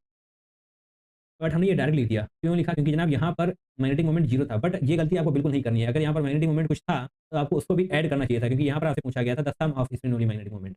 यहाँ पर जीरो था तो ठीक है, काम चल गया। 0 + 4 4 ही होता है, तो यहाँ पर आप 4 लिख देंगे एंड आपको 4 नंबर मिल जाएंगे। यहाँ इस क्वेश्चन की ब्यूटी को समझने का प्रयास करिए, कितना ब्यूटीफुल क्वेश्चन है, कितने कॉन्सेप्ट आपको एक ही जगह पर दिए गए हैं, तब जाकर आप क्वेश्चन क्रैक कर पाएंगे। अगर आपको ये डिक्शन नहीं आती है तो जनाब क्वेश्चन यहीं पर नहीं होगा, भाग जाइए, आगे बढ़ जाइए। यहाँ तक आपने समझ में आ गया, आपको इसको पढ़ना पड़ेगा। Disproportionate to give products B and C. अगर हम बी एंड सी प्रोडक्ट का फॉर्मेशन नहीं कर पा रहे हैं, यदि आपने गलत कर दिया तो क्वेश्चन वहीं पे गलत हो जाएगा। ठीक है, आपने बी एंड सी को भी कर लिया, उसके बाद आपको स्पिन ओनली मैग्नेटिक मोमेंट तक पहुंचना पड़ेगा, फिर जाके आप आंसर को क्रैक कर पाएंगे। First row transition metal in its +2 oxidation state has a spin only magnetic moment value of 3.86 Bohr magneton. The atomic number of the metal is। Okay यहाँ पर आपसे उल्टा पूछा गया है, अभी तक आपसे मैग्नेटिक मोमेंट पूछा जा रहा था, बट यहाँ पर आपको मैग्नेटिक मोमेंट दिया गया है, राइट। मैग्नेटिक मोमेंट दिया गया है, +2 ऑक्सीडेशन स्टेट दी हुई है एंड आपसे एटॉमिक नंबर पूछा गया है। तो जनाब रिवर्स, अपना दिमाग उल्टा चलाइए। बाकी जहाँ तो बहुत उल्टा दिमाग चलता है, बट यहाँ पर चलाइए, तब 4 नंबर मिलेंगे। +2 ऑक्सीडेशन स्टेट का मतलब क्या है, यानी कि S जीरो होगा, यानी कि जनाब अगर आप पहले 2 इलेक्ट्रॉन निकालने होते हैं तो सबसे पहले हम s ऑर्बिटल से ही तो निकालते हैं। जब s ऑर्बिटल से सारे इलेक्ट्रॉन निकल जाते हैं तभी हम d ऑर्बिटल की तरफ आते हैं, राइट। यानी कि ये दोनों इलेक्ट्रॉन s ऑर्बिटल से ही निकले हैं। ओके कॉन्सेप्ट इतना तो क्लियर हो चुका है। Spin only magnetic moment value of 3.86। अगर आपने इसके ऊपर 15 से 20 क्वेश्चन कर रखे हैं तो ये आपको देखते ही समझ आ जाएगा कि n इक्वल टू 3 होने वाला है, यानी कि 3 इलेक्ट्रॉन अनपेयर्ड होंगे। अगर 3 इलेक्ट्रॉन अनपेयर्ड हैं तभी जाकर के 3.86 मैग्नेटिक मोमेंट आने वाला है। तो ऐसे चलिए मानते हैं mu equal to n+2 and ये होता है जनाब √, राइट। ये है जनाब म्यू, n नहीं है बाहर, म्यू यानी कि मैग्नेटिक मोमेंट। थोड़ी सी स्क्रीन गड़बड़ कर रही है बट यस हम मैनेज करेंगे। जस्ट अ सेकेंड, यस यहाँ पर हम म्यू लिख देंगे, राइट। मान लीजिए यहाँ पर 3 इलेक्ट्रॉन अनपेयर्ड है, अगर आपको विश्वास नहीं हो रहा है कि हमने जो बोला है वो सही है या नहीं, तो मान लीजिए यहाँ पर 3 अनपेयर्ड इलेक्ट्रॉन है तो n की वैल्यू 3 हो जाएगी। 3 + 2 5, 5 इंटू 3 15, 115 की वैल्यू क्या आने वाली है 4 से थोड़ी सी कब तो आएगी, यानी कि 3.6। दैट मीन्स इतना क्लियर हो चुका है कि 3 इलेक्ट्रॉन अनपेयर्ड हैं। ओके 3 इलेक्ट्रॉन अनपेयर्ड हैं, और अभी भी हमने कहा कि s ऑर्बिटल से दोनों इलेक्ट्रॉन जा चुके हैं +2 ऑक्सीडेशन होने की वजह से। जो तीनों इलेक्ट्रॉन हैं ये d ऑर्बिटल में ही होंगे, यानी कि 3d3 होने वाला है। गॉट इट, कॉन्सेप्ट क्लियर हो चुका है। तो बताइए कौन सा एटॉमिक नंबर होने वाला है, 4s2 3d3 होगा, उसकी electronic configuration in neutral state 4s2 3d3, right. But यहाँ पर +2 ऑक्सीडेशन स्टेट के केस में s ऑर्बिटल से दोनों इलेक्ट्रॉन निकल जाएंगे, प्लस d3 यानी कि 3 इलेक्ट्रॉन d ऑर्बिटल में बचेंगे, वही स्पिन मैग्नेटिक मोमेंट करवा देंगे 3.86। Got it. अब देखिए कौन सा सही होने वाला है। ये इलेक्ट्रॉनिक कॉन्फ़िगरेशन किसकी है बताइए, जनाब आपको ही बताना है, वैनेडियम की। ओके, बट आपसे यहाँ पर पूछा नहीं गया है, तो डेफिनेटली 23 ऑप्शन नंबर 3 सही हो जाएगा। 23 एटॉमिक नंबर के केस में ही 4s2 3d3 तो आने वाला है electronic configuration. First row transition metal with highest enthalpy of atomization upon reaction with oxygen at high temperature forms oxides of formula M2O3 where n equal to 345 the spin only magnetic moment value of the amphoteric oxide from the above oxide। ओहो, question देखने में डर लगा हमको, मैं तो डर गई। बट क्वेश्चन बहुत ही आसान है। कैसे है समझने का प्रयास करिए। A first row transition metal with highest enthalpy of atomization upon reaction with oxygen at high temperature forms oxides of formula M2ON where n equal to 345 the spin only magnetic moment value of the amphoteric oxide from the above oxides is. Okay, चलिए जनाब नीचे आपको atomic number भी दिए हुए हैं first row transition metal के। Scandium, titanium, vanadium, chromium, manganese, iron, cobalt, निकल, कॉपर, जिंक, सभी के एटॉमिक नंबर आपको दिए हुए हैं। अगर ना भी दिए होते तो 100% आपको याद ही है, राइट। चलिए जनाब यहाँ पर आपसे पूछा क्या गया, इस क्वेश्चन को समझने का प्रयास करते हैं। सबसे पहले तो आपको इसमें ये ढूंढना है कि कौन सा है जिसकी इंथैल्पी ऑफ एटमाइजेशन सबसे ज्यादा होती है। इन 10 में से जिसकी इंथैल्पी ऑफ एटमाइजेशन सबसे ज्यादा होगी उसको आप पकड़िए, एम की जगह पर उसको रखिए, राइट। उसके बाद ओ एन यानी कि O3 O4 O5 ये 5 बनेंगे, सॉरी 3 बनेंगे। उसमें से आपको बताना है कि उन 3 में से कौन सा एम्फोटेरिक ऑक्साइड है। उसके बाद आपको उसका स्पिन ओनली मैग्नेटिक मोमेंट बताना है। चलिए जनाब क्वेश्चन काफी अच्छा है। आपको 2-4 कॉन्सेप्ट अगर नहीं आते होंगे तो ये वाला क्वेश्चन आप क्रैक नहीं कर पाएंगे, बट डेफिनेटली आपने अच्छे से पढ़ाई की है तो ये वाला क्वेश्चन क्रैक होगा ही होगा। चलिए बताइए जनाब इन 10 में से किसका इंथैल्पी ऑफ एटमाइजेशन सबसे ज्यादा है। सोचिए, इंथैल्पी ऑफ एटमाइजेशन सबसे ज्यादा किसका होने वाला है। अब इसलिए जनाब स्कैंडियम, टाइटेनियम, वैनेडियम में वैनेडियम का ही सबसे ज्यादा होने वाला है इंथैल्पी ऑफ एटमाइजेशन। ये बात आपको याद होगी, अगर आपने वन शॉट वीडियो भी D&F लॉ का देखा है किसी भी चैनल पर तो 100% वहां पर ये बात बताई गई होगी कि highest enthalpy of atomization among first row transition metal vanadium ही होता है, राइट। जनाब यहाँ पर 10 में से हमें क्या पता करना था, हाईएस्ट इंथैल्पी ऑफ एटमाइजेशन। चलिए जनाब हमने फर्स्ट स्टेप कंप्लीट किया, highest enthalpy of atomization vanadium का होता है, तो चलिए जनाब मेटल की जगह पर हम वैनेडियम लेंगे। हमें दिया गया है, जस्ट सेकंड स्क्रीन ऊपर करते हैं, हमें दिया गया है M2ON दिया गया है हमको, M2ON। एन की वैल्यू यहाँ पर दी गई है 345, तो एम की मिश्री तो हमने सॉल्व कर ली, एम यानी कि होने वाला है वैनेडियम, दैट्स इट। तो V2ON, ON के बजाय यहाँ पर n इक्वल टू 345, तो एक हो जाएगा V2O3, एक हो जाने वाला है V2O4 एंड लास्ट हो जाएगा V2O5, राइट। कोई कंफ्यूजन नहीं होना चाहिए। अब जनाब आपके पास 3 कंपाउंड बन चुके हैं, V2O3 V2O4 V2O5। अब बताइए इसमें से एम्फोटेरिक ऑक्साइड कौन सा है। ये 3 ऑक्साइड आपके पास हैं, बताइए इसमें से एम्फोटेरिक कौन सा है। जो एम्फोटेरिक है उसको पकड़िए, उसका स्पिन ओनली मैग्नेटिक मोमेंट हमको निकालना है, सिंपल। अब बताइए जनाब V2O3 V2O4 V2O5 में एम्फोटेरिक ऑक्साइड कौन है। अगर ऑक्साइड से रिलेटेड कोई भी आपका डाउट है तो जनाब जाइए हमारे चैनल पे, इस वाली वीडियो को देखिए, आपके सारे डाउट क्लियर होने वाले हैं ऑक्साइड से रिलेटेड, चाहे वो एसिडिक ऑक्साइड हो, बेसिक ऑक्साइड हो, या फिर एम्फोटेरिक ऑक्साइड हो, या फिर न्यूट्रल ऑक्साइड हो। सारे डाउट्स आपके क्लियर होने वाले हैं at any cost, right. Now we are coming back to this question. V2O5 फिलहाल के लिए V2O5 यहाँ पर एम्फोटेरिक ऑक्साइड है इन तीनों में से, राइट। V2O5 एम्फोटेरिक ऑक्साइड है। अगर आपको इसका निमोनिक बताना चाहें तो जनाब बताएंगे, आज फिर सब कार वेंटो तेरा, राइट। आप लिखना चाहें तो लिख सकते हैं, आज फिर सब कार वेंटो तेरा। जब आप वेंटो लिखेंगे तो यहाँ पर वेंटो यानी कि वैनेडियम 1 2 3 4 5 5 अल्फाबेट से मिलकर बना है वेंटो। देखिए ये कोई लॉजिक नहीं है, ये सिर्फ लर्न करने का तरीका है। आप उस वीडियो को देखेंगे तो बेहतर तरीके से समझ पाएंगे कि हम यहाँ पर क्या बोल रहे हैं, एंड याद करने में काफी आसानी रहने वाली है, राइट। 5 अल्फाबेट हैं तो निश्चित तौर पर यहाँ पर वैनेडियम +5 की केस में एम्फोटेरिक होने वाला है। ये जो हमने बोला आज फिर सब कार वेंटो तेरा, इसको समझने के लिए आप जनाब उस वीडियो को देखिए, सब कुछ समझ में आ जाएगा, राइट। ना वैनेडियम 5, अगर वैनेडियम +5 की ऑक्सीडेशन स्टेट में है तो जनाब एम्फोटेरिक होता है, आप इसको याद कर लीजिए। एंड वही तो यहाँ पर है, यहाँ पर वैनेडियम +5 की स्टेट में है, यहाँ पर 4 में, यहाँ पर 3 में, राइट। अगर हम ऑक्सीडेशन स्टेट लिखना चाहते हैं तो लिख सकते हैं, वैनेडियम +3 यहाँ पर है, वैनेडियम 4+ यहाँ पर है, वैनेडियम 5+ यहाँ पर है, तो डेफिनेटली V2O5 एम्फोटेरिक ऑक्साइड होता है, राइट। V2O5 एम्फोटेरिक ऑक्साइड है। इसको पकड़ के अब हम आगे बढ़ेंगे, that's it. The spin only magnetic moment, spin only magnetic moment बताने के लिए हमें ये पता करना पड़ेगा कि नंबर ऑफ अनपेयर्ड इलेक्ट्रॉन कितने होंगे। तो जनाब वैनेडियम की इलेक्ट्रॉनिक कॉन्फ़िगरेशन आपको आनी चाहिए। वैनेडियम +5 की इलेक्ट्रॉनिक कॉन्फ़िगरेशन होगी 4s0 3d0। ये क्या बोल दिया हमने, आपको समझ में नहीं आया तो चलिए जनाब वैनेडियम की इलेक्ट्रॉनिक कॉन्फ़िगरेशन लिखते हैं सबसे पहले। साइंस टीचर वेरी, सॉरी ये तो हमने निमोनिक बोल दिया, ओके आपको याद होगा, कोई दिक्कत नहीं है। यहाँ पर डायरेक्टली लिखा हुआ है एटॉमिक नंबर। वैनेडियम का एटॉमिक नंबर क्या होता है 23, यानी कि वैनेडियम की इलेक्ट्रॉनिक कॉन्फ़िगरेशन होने वाली है 4s2 3d3, okay. Vanadium +5, vanadium 5+ के केस में 2 इलेक्ट्रॉन जाएंगे s ऑर्बिटल से एंड 3 इलेक्ट्रॉन जाएंगे 3 ऑर्बिटल से। तो जनाब कोई इलेक्ट्रॉन ही नहीं बचा है, जब कोई इलेक्ट्रॉन ही नहीं बचा है तो पेयर्ड अनपेयर्ड का कॉन्सेप्ट कहाँ से आया। तो निश्चित तौर पर कोई भी अनपेयर्ड इलेक्ट्रॉन है नहीं, तो डेफिनेटली म्यू इक्वल टू 0 होने वाला है, यानी कि कुछ भी यहाँ पर स्पिन ओनली मैग्नेटिक मोमेंट नहीं होगा, क्योंकि जनाब स्पिन ओनली मैग्नेटिक मोमेंट के लिए हमें अनपेयर्ड इलेक्ट्रॉन तो चाहिए ही चाहिए। बट वैनेडियम +5 में कोई भी अनपेयर्ड इलेक्ट्रॉन नहीं है, तो डेफिनेटली इसका आंसर होने वाला है 0 बोर मैग्नेट्रॉन, राइट। क्वेश्चन इतना भी आसान नहीं है, यहाँ पर एंथैल्पी ऑफ एटमाइजेशन आपको सबसे पहले पता होना चाहिए, उसके बाद आपको ये पता होना चाहिए कि ये तीन में से कौन सा एम्फोटेरिक है, देन आगे आप क्वेश्चन में प्रोसीड कर पाएंगे। चलिए जनाब, इस क्वेश्चन को 2 से 3 बार प्रैक्टिस करने की जरूरत पड़ेगी आपको।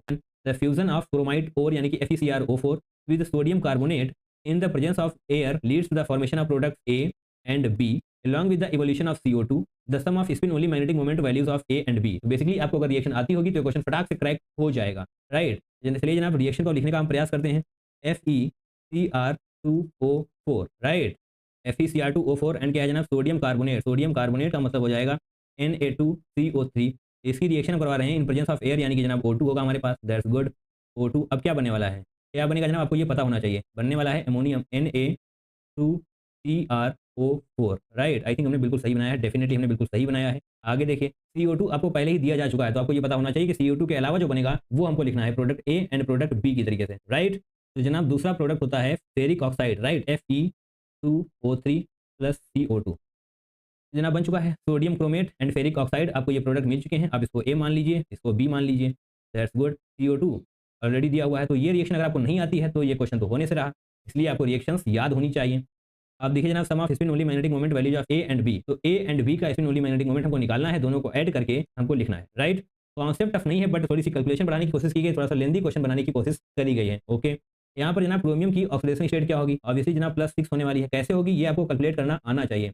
-8 ऑक्सीजन की वजह से हो जाएगा, +2 सोडियम की वजह से हो जाएगा, तो डेफिनेटली यहाँ पर +6 आने वाला है, ओके। Fe2O3 यहाँ पर जनाब आयरन पर होने वाली है +3 की ऑक्सीडेशन स्टेट, राइट। ऐसे हो जाएगा, ये ऐसे हो जाएगा, सिंपल है। क्लास 9th 10th की चीज़ें चल रही हैं यहाँ पर फिलहाल के लिए। अब क्या करेंगे हम, क्रोमियम 6+। चलिए जनाब, क्रोमियम +6 इसका इलेक्ट्रॉनिक कन्फिग्रेशन निकालने की कोशिश करेंगे। क्या होगा जनाब, ऑब्वियसली 0 होने वाला है, 4s0 3d0। क्रोमियम का क्या होता है, 4s1 3d5। तो एक इलेक्ट्रॉन s ऑर्बिटल से जाएगा, 5 इलेक्ट्रॉन d ऑर्बिटल से जाएंगे, तो कोई भी इलेक्ट्रॉन नहीं बचेंगे। कोई इलेक्ट्रॉन ही नहीं है तो अनपेयर्ड कहाँ से हो जाएगा, जब कोई इलेक्ट्रॉन ही नहीं है तो स्पिन ओनली मैग्नेटिक मोमेंट तो होगा ही नहीं, राइट। जनाब इसका मैग्नेटिक मोमेंट हो जाएगा 0, सिंपल है, ओके, दैट्स गुड। अब यहाँ पर आते हैं Fe2O3। Fe2O3 के लिए भी हम ऊपर ही चलते हैं, राइट। Fe3+। Fe3+ की इलेक्ट्रॉनिक कन्फिग्रेशन क्या होगी, Fe3+ की इलेक्ट्रॉनिक कन्फिग्रेशन के लिए आपको ये पता होना चाहिए कि आयरन का एटॉमिक नंबर क्या होता है, 26 होता है। तो उसका इलेक्ट्रॉनिक कन्फिग्रेशन क्या होगा, 4s2 3d6। 3 इलेक्ट्रॉन निकालने हैं हमको, 2 इलेक्ट्रॉन जाएंगे s ऑर्बिटल से, 1 इलेक्ट्रॉन जाएगा d ऑर्बिटल से।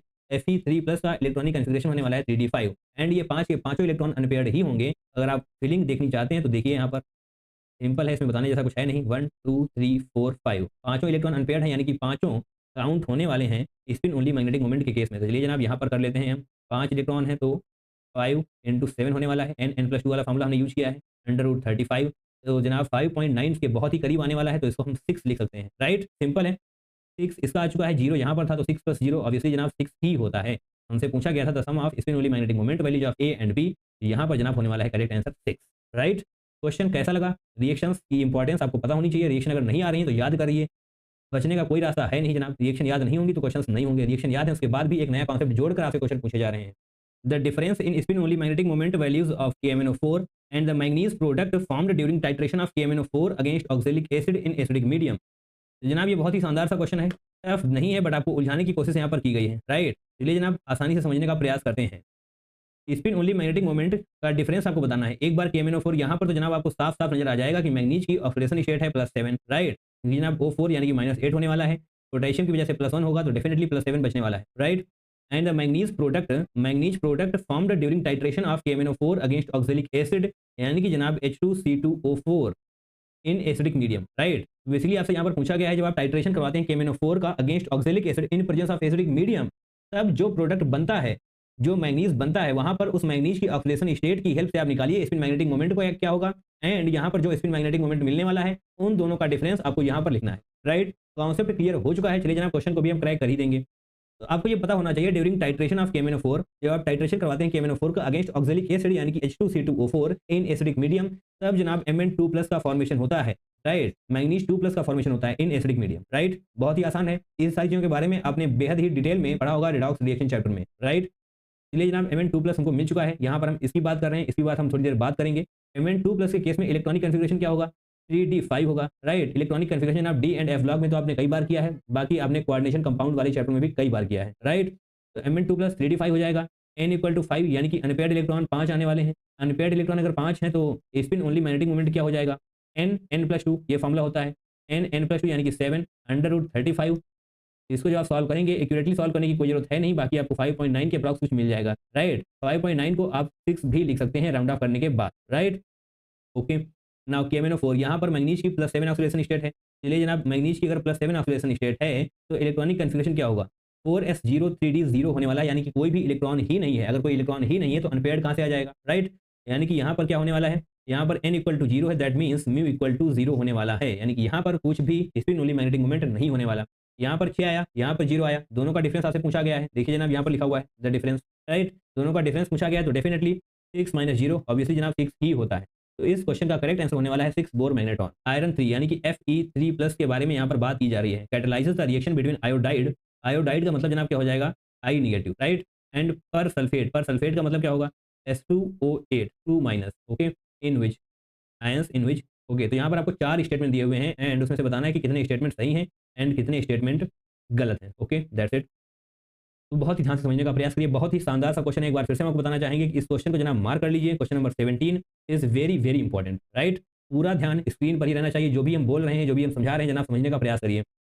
कैटलिसिस रिएक्शन को चलिए समझने का प्रयास करते हैं। मान लीजिए जनाब आपके पास क्या है, मान लीजिएगा दिया हुआ है Fe3+, राइट। एंड यहाँ पर क्या है, I नेगेटिव, ये है आयोडाइड आयंस। ऑब्वियसली ये जो बनने वाला है जनाब वो क्या बनेगा, Fe2+ एंड I2। जो बन गया है वो बन गया है। अब आपको समझाने का हम प्रयास करते हैं, इसके लिए पेन थोड़ा सा चेंज करने की कोशिश करेंगे। यस, येलो होगा। यहाँ पर ऑक्सीडेशन स्टेट आयोडीन की क्या है, -1, ऑब्वियसली आपको दिखाई दे रहा है। यहाँ पर क्या है, 0, क्योंकि जनाब यहाँ पर I2 है, राइट। तो क्या हुआ, आयोडाइड आयन से आयोडीन बन चुका है, यानी कि ऑक्सीडेशन हो चुका है। मतलब Fe3+ ने आयोडाइड आयंस को आयोडीन में ऑक्सीडाइज कर दिया है, राइट। इसी रिएक्शन के बारे में हम बात कर रहे हैं। Fe3+ ने आयोडाइड आयन को ऑक्सीडाइज कर दिया है I2 में, यानी कि आयोडीन में, बट खुद का रिडक्शन करवा लिया है उसने Fe2+ में, राइट। सिंपल है। अब वापस से देखिए, Fe2+ दोबारा से ऑक्सीडाइज होकर Fe3+ बन सकता है इन प्रेजेंस ऑफ पर सल्फेट आयंस, यानी कि H2O8 2- की प्रेजेंस में Fe2+ दोबारा से ऑक्सीडाइज होकर Fe3+ का फॉर्मेशन कर सकता है, ओके। S2O8 2- ऐसे करते हैं हम। एंड जनाब क्या बनने वाला है, Fe2+ से Fe3+ बन जाने वाला है, right. Just a second, Fe3+, ये रिएक्शन कंप्लीट हो गई, आगे का ध्यान देने की जरूरत है नहीं। ये क्या है जनाब, पर सल्फेट लिखा हुआ है, पर सल्फेट आयन, ये ऑब्वियसली आयोडाइड है, आयोडाइड से आयोडीन बन चुका है। एंड वापस से अपने चारों ऑप्शन को हम देखते हैं। ए क्या है, a statement Fe3+ oxidize the iodide ion, बिल्कुल सही जनाब, एब्सोल्युटली करेक्ट, हमने आपको यहीं पर बोला था। Fe3+ ने I नेगेटिव यानी कि आयोडाइड आयन को आयोडीन में ऑक्सीडाइज कराया है, बट उसने खुद का रिडक्शन करवा लिया है Fe2+ में। सिंपल है, तो स्टेटमेंट ए सही हो जाएगा। एंड स्टेटमेंट बी क्या है जनाब, Fe3+, बाकी यहाँ पर भी आप समझ लीजिए, Fe2+ आयन खुद दोबारा से ऑक्सीडाइज होकर Fe3+ बन सकता है इन प्रेजेंस ऑफ S2O8 2- यानी कि पर सल्फेट आयंस। सिंपल है, आसान है, ठीक है जनाब। स्टेटमेंट बी को देखिए, Fe3+ oxidises the persulfate ion, नहीं जनाब, Fe3+ ने परसल्फेट आयन को ऑक्सीडाइज नहीं किया है, तो इसको कट कर देते हैं। Fe2+ reduces the iodide ion, Fe2+ reduces the iodide ion नहीं, Fe3+, ओके, ये वाला भी गलत हो जाएगा। Fe2+ reduces the persulfate ion, absolutely correct. Fe2+ इसको रिड्यूस करेगा, खुद का ऑक्सीडेशन करेगा, राइट। जनाब डी वाला भी स्टेटमेंट सही हो जाएगा, यानी कि ए एंड डी ये दोनों स्टेटमेंट सही हैं। Option number 4 will be the correct one. Even below are 2 statement. तो जनाब एक बार फिर से स्टेटमेंट्स टाइप क्वेश्चन का स्वागत करिए, कन्फ्यूजिंग होते हैं एंड आपको इनकी प्रैक्टिस करनी चाहिए पूरी शिद्दत के साथ, okay. Fusion of MnO2 with KOH and an oxidizing agent gives a dark green K2MnO4। Definitely जनाब ये स्टेटमेंट बिल्कुल सही है। यहाँ पर हम लिखते हैं MnO2 with KOH, okay. KOH oxidizing agent के लिए जनाब हम O2 ले लेते हैं, gives dark green K2MnO4, absolutely correct जनाब। K2MnO4 ही बनता है एंड इसी का कलर होता है डार्क ग्रीन। मैंने आपको पहले ही बताया कि MnO4 2 नेगेटिव का कलर होता है dark green and MnO4 negative का कलर होता है पर्पल, या फिर आप ब्राउन भी बोल सकते हैं, राइट। यहाँ पर ये क्या है, MnO4 2 नेगेटिव, इसका कलर कैसा होता है, ग्रीन। ग्रीन या फिर डार्क ग्रीन भी आपको लिखा हुआ मिल सकता है, जो कि आपको यहाँ पर लिखा हुआ दिया गया है। ग्रीन एंड डार्क ग्रीन में कोई भी कंफ्यूज होने की जरूरत नहीं है। K2MnO4 को हम MnO4 2 नेगेटिव भी लिख सकते हैं, राइट, क्योंकि यहाँ से दोनों पोटेशियम को हटाइए, 2 पॉजिटिव लेकर जाएंगे, 2 नेगेटिव छोड़ देंगे यहाँ पर, राइट, वही है यहाँ पर MnO4 2 नेगेटिव ग्रीन। इसको हम मैग्नेट आयन भी बोलते हैं, मैग्नेट आयन, राइट। और अगर हम एडिशनल इन्फॉर्मेशन आपको देना चाहें तो क्या देंगे, MnO4 नेगेटिव, इसको हम बोलते हैं पर manganate ion. MnO4 2 negative manganate ion जो कि होता है ग्रीन कलर का, MnO4 नेगेटिव पर मैग्नेट आयन, एंड ये जनाब होता है ब्राउन, या फिर आपको पर्पल भी लिखा हुआ मिल सकता है, डीप ब्राउन या फिर पर्पल कलर। चलिए यहाँ पर हम पर्पल लिख देते हैं। गॉट इट, आपको कलर्स याद होने चाहिए, बहुत इंपॉर्टेंट है जनाब। MnO4 2 negative green, okay. Manganate ion on electrolytic oxidation in alkaline medium gives परमैग्नेट ion. Okay, अगर हम MnO4 2 नेगेटिव का ऑक्सीडेशन करवाएं या फिर बोले हैं तो इलेक्ट्रोलिटिक ऑक्सीडेशन करवाएं, MnO4 2 नेगेटिव का अगर हम ऑक्सीडेशन करवाते हैं तो जनाब क्या बनेगा? ऑक्सीडेशन, ऑक्सीडेशन में क्या होगा? अगर यहाँ पर मैग्नीज +6 में है, ऑब्वियसली +6 में ही है, राइट। O4 की वजह से -8 हो जाएगा, -2 यहाँ पर ऑलरेडी है तो +6 यहाँ पर होना पड़ेगा, राइट। मैग्नेट आयन जो कि हमने आपको यहाँ पर ऑलरेडी बता दिया है, इसी को हम बोलते हैं मैग्नेट आयन, जो कि ग्रीन कलर का होता है। अगर हम उसका ऑक्सीडेशन करवाएं तो जनाब डेफिनेटली ये परमैग्नेट आयन में ही कन्वर्ट होने वाला है, दैट इज MnO4 नेगेटिव। अब जनाब यहाँ पर मैग्नीज की ऑक्सीडेशन स्टेट देखिए, आपको +7 मिलेगी, +6 से +7 ऑक्सीडेशन होता है। ये जनाब स्टेटमेंट 2 भी सही है। बोथ स्टेटमेंट ट्रू वाला कोई ऑप्शन है क्या? ऑब्वियसली ऑप्शन नंबर 4 जनाब सही हो जाएगा, right. 0.05 molar CuSO4 when treated with 0.01 molar K2Cr2O7 gives green color solution of Cu2Cr2O7. The two solutions are separated as shown below. SPM को हम जानते हैं सेमी परमिएबल मेम्ब्रेन कहा जाता है। ओके, तो ड्यू टू ऑस्मोसिस, जनाब यहाँ पर आपसे पूछा गया है ऑस्मोसिस अगर हो रहा है तो क्या होने वाला है? Molarity of CuSO4 solution is lowered, green colour formation observed on side. Okay, बहुत ही शानदार क्वेश्चन है, मार्क कर लीजिए जनाब, बहुत ही शानदार क्वेश्चन है। क्वेश्चन नंबर 20 को एक बार फिर से आपको रिपीट करना पड़ेगा, एक बार या फिर 2 से 3 बार आपको रिपीट करना ही पड़ेगा। कॉन्सेप्ट क्या है जनाब? ऑस्मोसिस क्या होता है? सबसे पहले आपको ये पता होना चाहिए ऑस्मोसिस क्या होता है। ऑस्मोसिस में क्या होता है? वाटर मॉलिक्यूल्स लो ऑस्मोटिक प्रेशर से हाई ऑस्मोटिक प्रेशर की तरफ मूव करते हैं। I repeat, in case of osmosis water molecule या फिर बोले हम net movement of water molecule, net movement of water molecule low osmotic pressure से हाई ऑस्मोटिक प्रेशर की तरफ होता है। सिंपल है, अगर नहीं आता जनाब नोट कर लीजिए, राइट। फिलहाल हम आगे बढ़ते हैं। ऑस्मोटिक प्रेशर को हम पाई से डिनोट करते हैं एंड इसका फॉर्मूला होता है ICRC। यहाँ पर आई क्या है? वेंट ऑफ फैक्टर, टी क्या है? कंसंट्रेशन, जो कि यहाँ पर आपको मोलर में दी हुई, मोलरिटी में दी हुई है, राइट। सिंपल है। R gas constant, T temperature, तो ये दोनों चीजें तो कांस्टेंट ही हो जाएंगी, तो इनको हम निगलेक्ट कर सकते हैं क्योंकि फिलहाल हम सिर्फ और सिर्फ कंपैरिजन के लिए बैठे हैं, क्योंकि इन दोनों की हेल्प से जब हम पता करेंगे कि किसका ऑस्मोटिक प्रेशर ज्यादा है किसका कम है, उसी के हिसाब से हम पता कर पाएंगे कि वाटर मॉलिक्यूल किस तरफ मूव करने वाले हैं।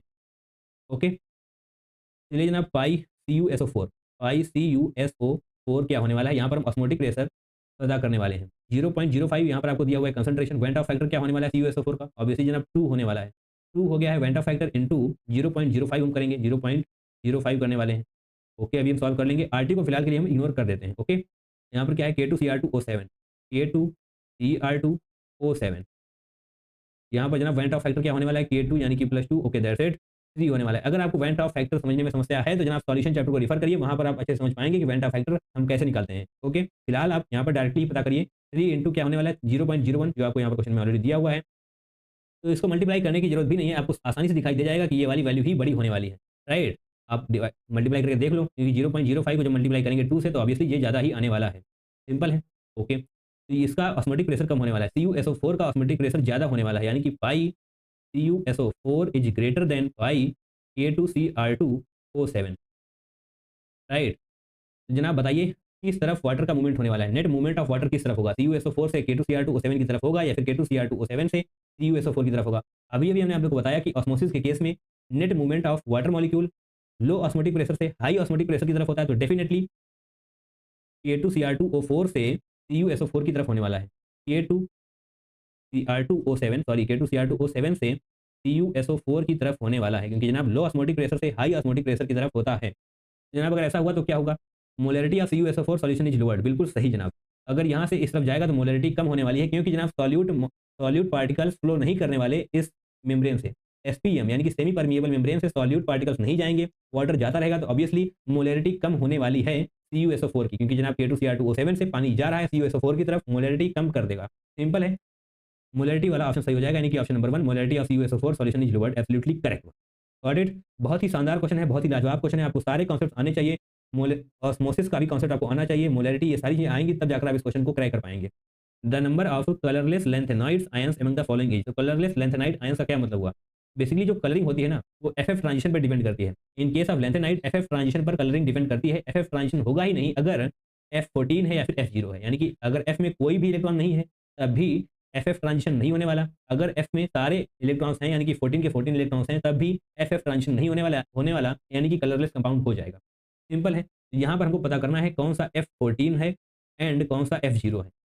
इसमें से कुछ भी एक होगा तो ऑब्वियसली वो कलरलेस होने वाला है। चलिए जनाब, EU3+, LU3+, ND3+, तो मैंने आपसे पहले भी कहा है कि F ब्लॉक एलिमेंट्स के एटॉमिक नंबर, इलेक्ट्रॉनिक कॉन्फ़िगरेशन अगर आपको नहीं याद है तो जनाब याद होने चाहिए, इनके बिना आप एग्जाम में नहीं जा सकते, क्योंकि बहुत इंपॉर्टेंट है, 1 से 2 क्वेश्चन आते ही हैं सर, राइट। यूरोपियम EU3+, जनाब इसका इलेक्ट्रॉनिक कॉन्फ़िगरेशन देखिए तो जनाब EU यानी कि यूरोपियम का एटॉमिक नंबर क्या होता है 63। चलिए हम यहाँ पर लिखते हैं एटॉमिक नंबर यूरोपियम का होता है 63। तो जनाब क्या होने वाली है इसकी electronic configuration xenon and 4f7 6s2 यही होगा जनाब 4f7 6s2।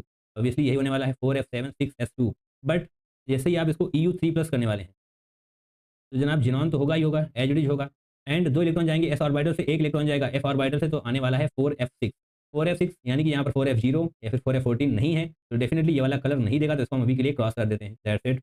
Lu3+ यानी कि जनाब ल्यूटेशियम, इसका क्या होता है 71 होता है इसका एटॉमिक नंबर। ओके, तो जेनॉन तो एज इट इज रहने ही वाला है। एंड जनाब क्या हो जाएगा 4f14। एंड यहाँ पर क्या होता है 4f14 6s2 भी होता है, बट यहाँ पर साथ में होता है 5d1 6s2।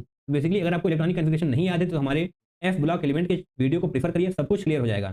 D and F block की प्लेलिस्ट आपको मिल जाएगी, उसमें देखिए एफ ब्लॉक एलिमेंट्स का एक वीडियो है, सब कुछ याद हो जाएगा। कैसे याद करना है ये भी हमने आपको बता रखा है। लेंथेनाइट्स एंड एक्टिनाइट्स से रिलेटेड सब कुछ क्लियर होने ही वाला है। राइट, ठीक है, हो गया क्लियर। अब बस आते हैं क्वेश्चन पर। यहाँ पर क्या है Lu3+, जनाब यहाँ पर भी Lu3+ ल्यूटेशियम 3+ के केस में क्या होगा, दोनों 2 इलेक्ट्रॉन एस ऑर्बिटल से जाएंगे, एक डी ऑर्बिटल से जाएगा, तो जनाब क्या बचने वाला है 4f14 होने वाला है, यानी कि ये होने वाला है कलरलेस। ऑब्वियसली यहाँ पर जेनॉन भी होगा। ओके, आप लिख सकते हैं उसको इस तरीके से, हम टिक कर देंगे फिलहाल के लिए। ल्यूटेशियम 3+ कलरलेस होने वाला है। Nd3+ यानी कि जनाब नियोडीमियम 3+, नियोडीमियम 3+ Nd लिख लेते हैं फिलहाल के लिए हम, जेनॉन होने वाला है। राइट, Nd का मतलब होता है जनाब नियोडीमियम, ये सारी चीज़ें आपको याद होनी चाहिए। नियोडीमियम का एटॉमिक नंबर क्या होता है 60 होता है। एंड जनाब लैंथनम इसका तो होता है 57, ये तो पहला ही है, तो ये आपको याद ही होगा। समैरियम Sm इसका होता है जनाब 62। ओके, Nd का जनाब क्या होने वाला है 60 है, तो जनाब क्या होने वाला है 4f। आसानी से आप देख पाएंगे कि 54 इलेक्ट्रॉन्स xe में है, तो बाकी के जो बचे हैं उसमें से 2 इलेक्ट्रॉन जाने वाले हैं एस ऑर्बिटल में, उसके बाद जो बचेंगे वो होंगे f में। राइट, तो 4f4 एंड 6s2 होने वाला है। जनाब अगर आप Nd3+ करेंगे तो डेफिनेटली आपको 4f3 मिलने वाला है, Nd3+। केस में जिन्होंने आप लिख लीजिएगा, उतना हम एक्यूरेटली जाने की कोशिश नहीं कर रहे हैं फिलहाल के लिए। 4f3 होने वाला है, यानी कि ये भी कलरलेस नहीं होगा, इसको भी क्रॉस करके रखिए। पेन चेंज करते हैं क्योंकि बहुत येलो येलो स्क्रीन हो चुकी है ऑलरेडी। लैंथनम 3+, लैंथनम 3+ के केस में क्या होने वाला है, La का एटॉमिक नंबर होता है 57, तो जनाब इसका होने वाला है Xe। एंड 5d1 होता है, 6s2 होता है। यहाँ पर 4 में आने से पहले इलेक्ट्रॉन आ जाएगा d में, इसीलिए जनाब हमसे कह रहे हैं कि हमारे एफ ब्लॉक एलिमेंट्स की वीडियो को प्रीफर करिए। सभी कुछ कराया गया है, इलेक्ट्रॉनिक कॉन्फ़िगरेशन आपको याद हो जाएंगी 10 मिनट के अंदर, लेंथेनाइट्स की भी एक्टिनाइट्स की भी। राइट, तो अगर यहाँ पर आप 3 इलेक्ट्रॉन हटाएंगे तो एक जाएगा डी ऑर्बिटल से, एक दोनों जाएंगे एस ऑर्बिटल से, तो डेफिनेटली जेनॉन ही होने वाला है, यानी कि 4f0। 4f0 बोले तो कलरलेस, तो यस इसको टिक करके रखिए, ये तो है colourless. Okay, samarium Sm3+, Sm3+ से पहले समैरियम ही लिख लेते हैं, जेनॉन। एंड जनाब 54 इलेक्ट्रॉन से जेनॉन में चले गए, ठीक है। बाकी के 4f6 6s2। राइट, तो यहाँ पर भी जब 2 इलेक्ट्रॉन जाएंगे एस ऑर्बिटल से, 1 इलेक्ट्रॉन जाएगा एफ ऑर्बिटल से, तो जनाब बनने वाले हैं 4f5। दैट्स इट, यहाँ की यानी कि यहाँ पर ये कलरलेस नहीं होगा। तो 2 कलरलेस हैं एंड 3 कलर्ड हैं। राइट, तो यहाँ पर आपसे पूछा गया था the number of colourless lanthanides. Colourless lanthanides के लिए आपको यहाँ पर ट्रू लिखना पड़ेगा करेक्ट आंसर के लिए। ओके, तो बेसिकली आपको कलरलेस का कॉन्सेप्ट आता ही है। अगर डी ऑर्बिटल की बात करें तो D0 D10 होना चाहिए कलरलेस के लिए। एफ ऑर्बिटल की बात करें तो जनाब F0 एंड F14 होना चाहिए, क्योंकि जनाब हमको खाली या तो पूरा खाली चाहिए या फिर पूरा भरा चाहिए कलरलेस के लिए। राइट, अदरवाइज FF ट्रांजिशन हो जाएगा एंड कलरिंग आ जाएगी। That's it. Given below are 2 statements. Statement 1 एक बार फिर से स्टेटमेंट टाइप क्वेश्चन की एंट्री हो चुकी है, तो आपका दिमाग पूरा स्क्रीन पर ही होना चाहिए, इधर उधर बिल्कुल भी ना हो। ठीक है, statement 1, the higher oxidation states are more stable down the group among transition elements unlike p block elements. तो जनाब इसको समझने का हम प्रयास करते हैं। Are more stable down the group, अगर हम डाउन द ग्रुप की बात करें तो जनाब डाउन द ग्रुप क्या होता है, जैसे जैसे आप ग्रुप में नीचे आते जाते हैं इफेक्टिव न्यूक्लियर चार्ज कम होता जाता है, शील्डिंग इफेक्ट बढ़ता चला जाता है। राइट, इफेक्टिव न्यूक्लियर चार्ज कम हो रहा है, शील्डिंग इफेक्ट बढ़ रहा है। जनाब एस एंड डी ऑर्बिटल से जो इलेक्ट्रॉन हैं, एस एंड डी ऑर्बिटल से जो भी इलेक्ट्रॉन हैं वो बॉन्डिंग में इजीली पार्टिसिपेट कर पाते हैं, बॉन्डिंग में इजीली पार्टिसिपेट कर पाते हैं। That means higher oxidation state ज़्यादा स्टेबल हो जाएगी। आई रिपीट माई सेल्फ, जनाब दोबारा से सुनिए, जैसे जैसे आप ग्रुप में नीचे आते जाते हैं इफेक्टिव न्यूक्लियर चार्ज कम होता जाता है, शील्डिंग इफेक्ट बढ़ता चला जाता है। राइट, अगर ऐसा होता है तो definitely S and D orbital से जो भी इलेक्ट्रॉन्स हैं वो बॉन्डिंग में इजीली पार्टिसिपेट करेंगे। अगर बॉन्डिंग में इजीली पार्टिसिपेट करेंगे तो डेफिनेटली हायर ऑक्सीडेशन स्टेट ज़्यादा स्टेबल होने वाली है। ओके, अगर हम बात करें पी ब्लॉक एलिमेंट्स की, जो आपको यहाँ पर लिखा हुआ है, पी ब्लॉक एलिमेंट्स के केस में इनर्ट पेयर डोमिनेट करता है। राइट, इनर्ट पेयर डोमिनेट करता है, तो जिसकी वजह से higher oxidation state down the group अच्छी नहीं होती जनाब, कम होती चली जाती है। राइट, तो यही तो यहाँ पर लिखा हुआ है, the higher oxidation states are more stable down the group among transition elements unlike p block elements. बिल्कुल सही स्टेटमेंट है जनाब, down the group more stable होता है in case of transition elements, but in case of p block elements inert pair effect dominate करता है, जिसकी वजह से हायर ऑक्सीडेशन नहीं जनाब, लोअर ऑक्सीडेशन स्टेट ज़्यादा स्टेबल होती है। Got it. मूविंग फॉरवर्ड, चलिए जनाब स्टेटमेंट 2 की तरफ बढ़ते हैं, इसको पढ़ लेते हैं। Copper can not liberate hydrogen from weak acids. तो जनाब इसको समझने के लिए आपको ये पता होना चाहिए कि रिएक्टिविटी सीरीज में हाइड्रोजन एंड कॉपर कहाँ पर रहते हैं, राइट। हमने हाइड्रोजन को बेस माना है, उसी के अकॉर्डिंग हमने सब कुछ अरेंज किया है। हम यहाँ पर रिएक्टिविटी सीरीज की बात कर रहे हैं, राइट। जब आप रिएक्टिविटी सीरीज को देखेंगे तो हाइड्रोजन आपको मिलेगा, हाइड्रोजन के नीचे आपको कॉपर मिलने वाला है, एंड नीचे जाते हुए रिडक्शन पोटेंशियल बढ़ता है, यानी कि कॉपर का रिडक्शन पोटेंशियल ज़्यादा है in comparison to hydrogen. Copper का रिडक्शन पोटेंशियल ज़्यादा है, राइट। एंड कॉपर क्या है जनाब, लेस रिएक्टिव, राइट। ये भी आप यहाँ पर लिख लीजिए, कॉपर लेस रिएक्टिव है एंड इसका रिडक्शन पोटेंशियल भी ज़्यादा है। चलिए हम यहाँ पर ये भी लिख देते हैं, reduction potential is higher, right. इस तरीके का साइन हम बनाएंगे, रिडक्शन पोटेंशियल कॉपर का ज़्यादा है, यहाँ पर हम कॉपर की बात कर रहे हैं। ऑडिट, ठीक है जनाब। हमें चाहिए क्या, हमें अगर कॉपर कैन नॉट लिबरेट, यानी यहाँ पर जनाब कैन नॉट लिखा हुआ है, इसको ध्यान रखना है। Copper can not liberate hydrogen from weak acids.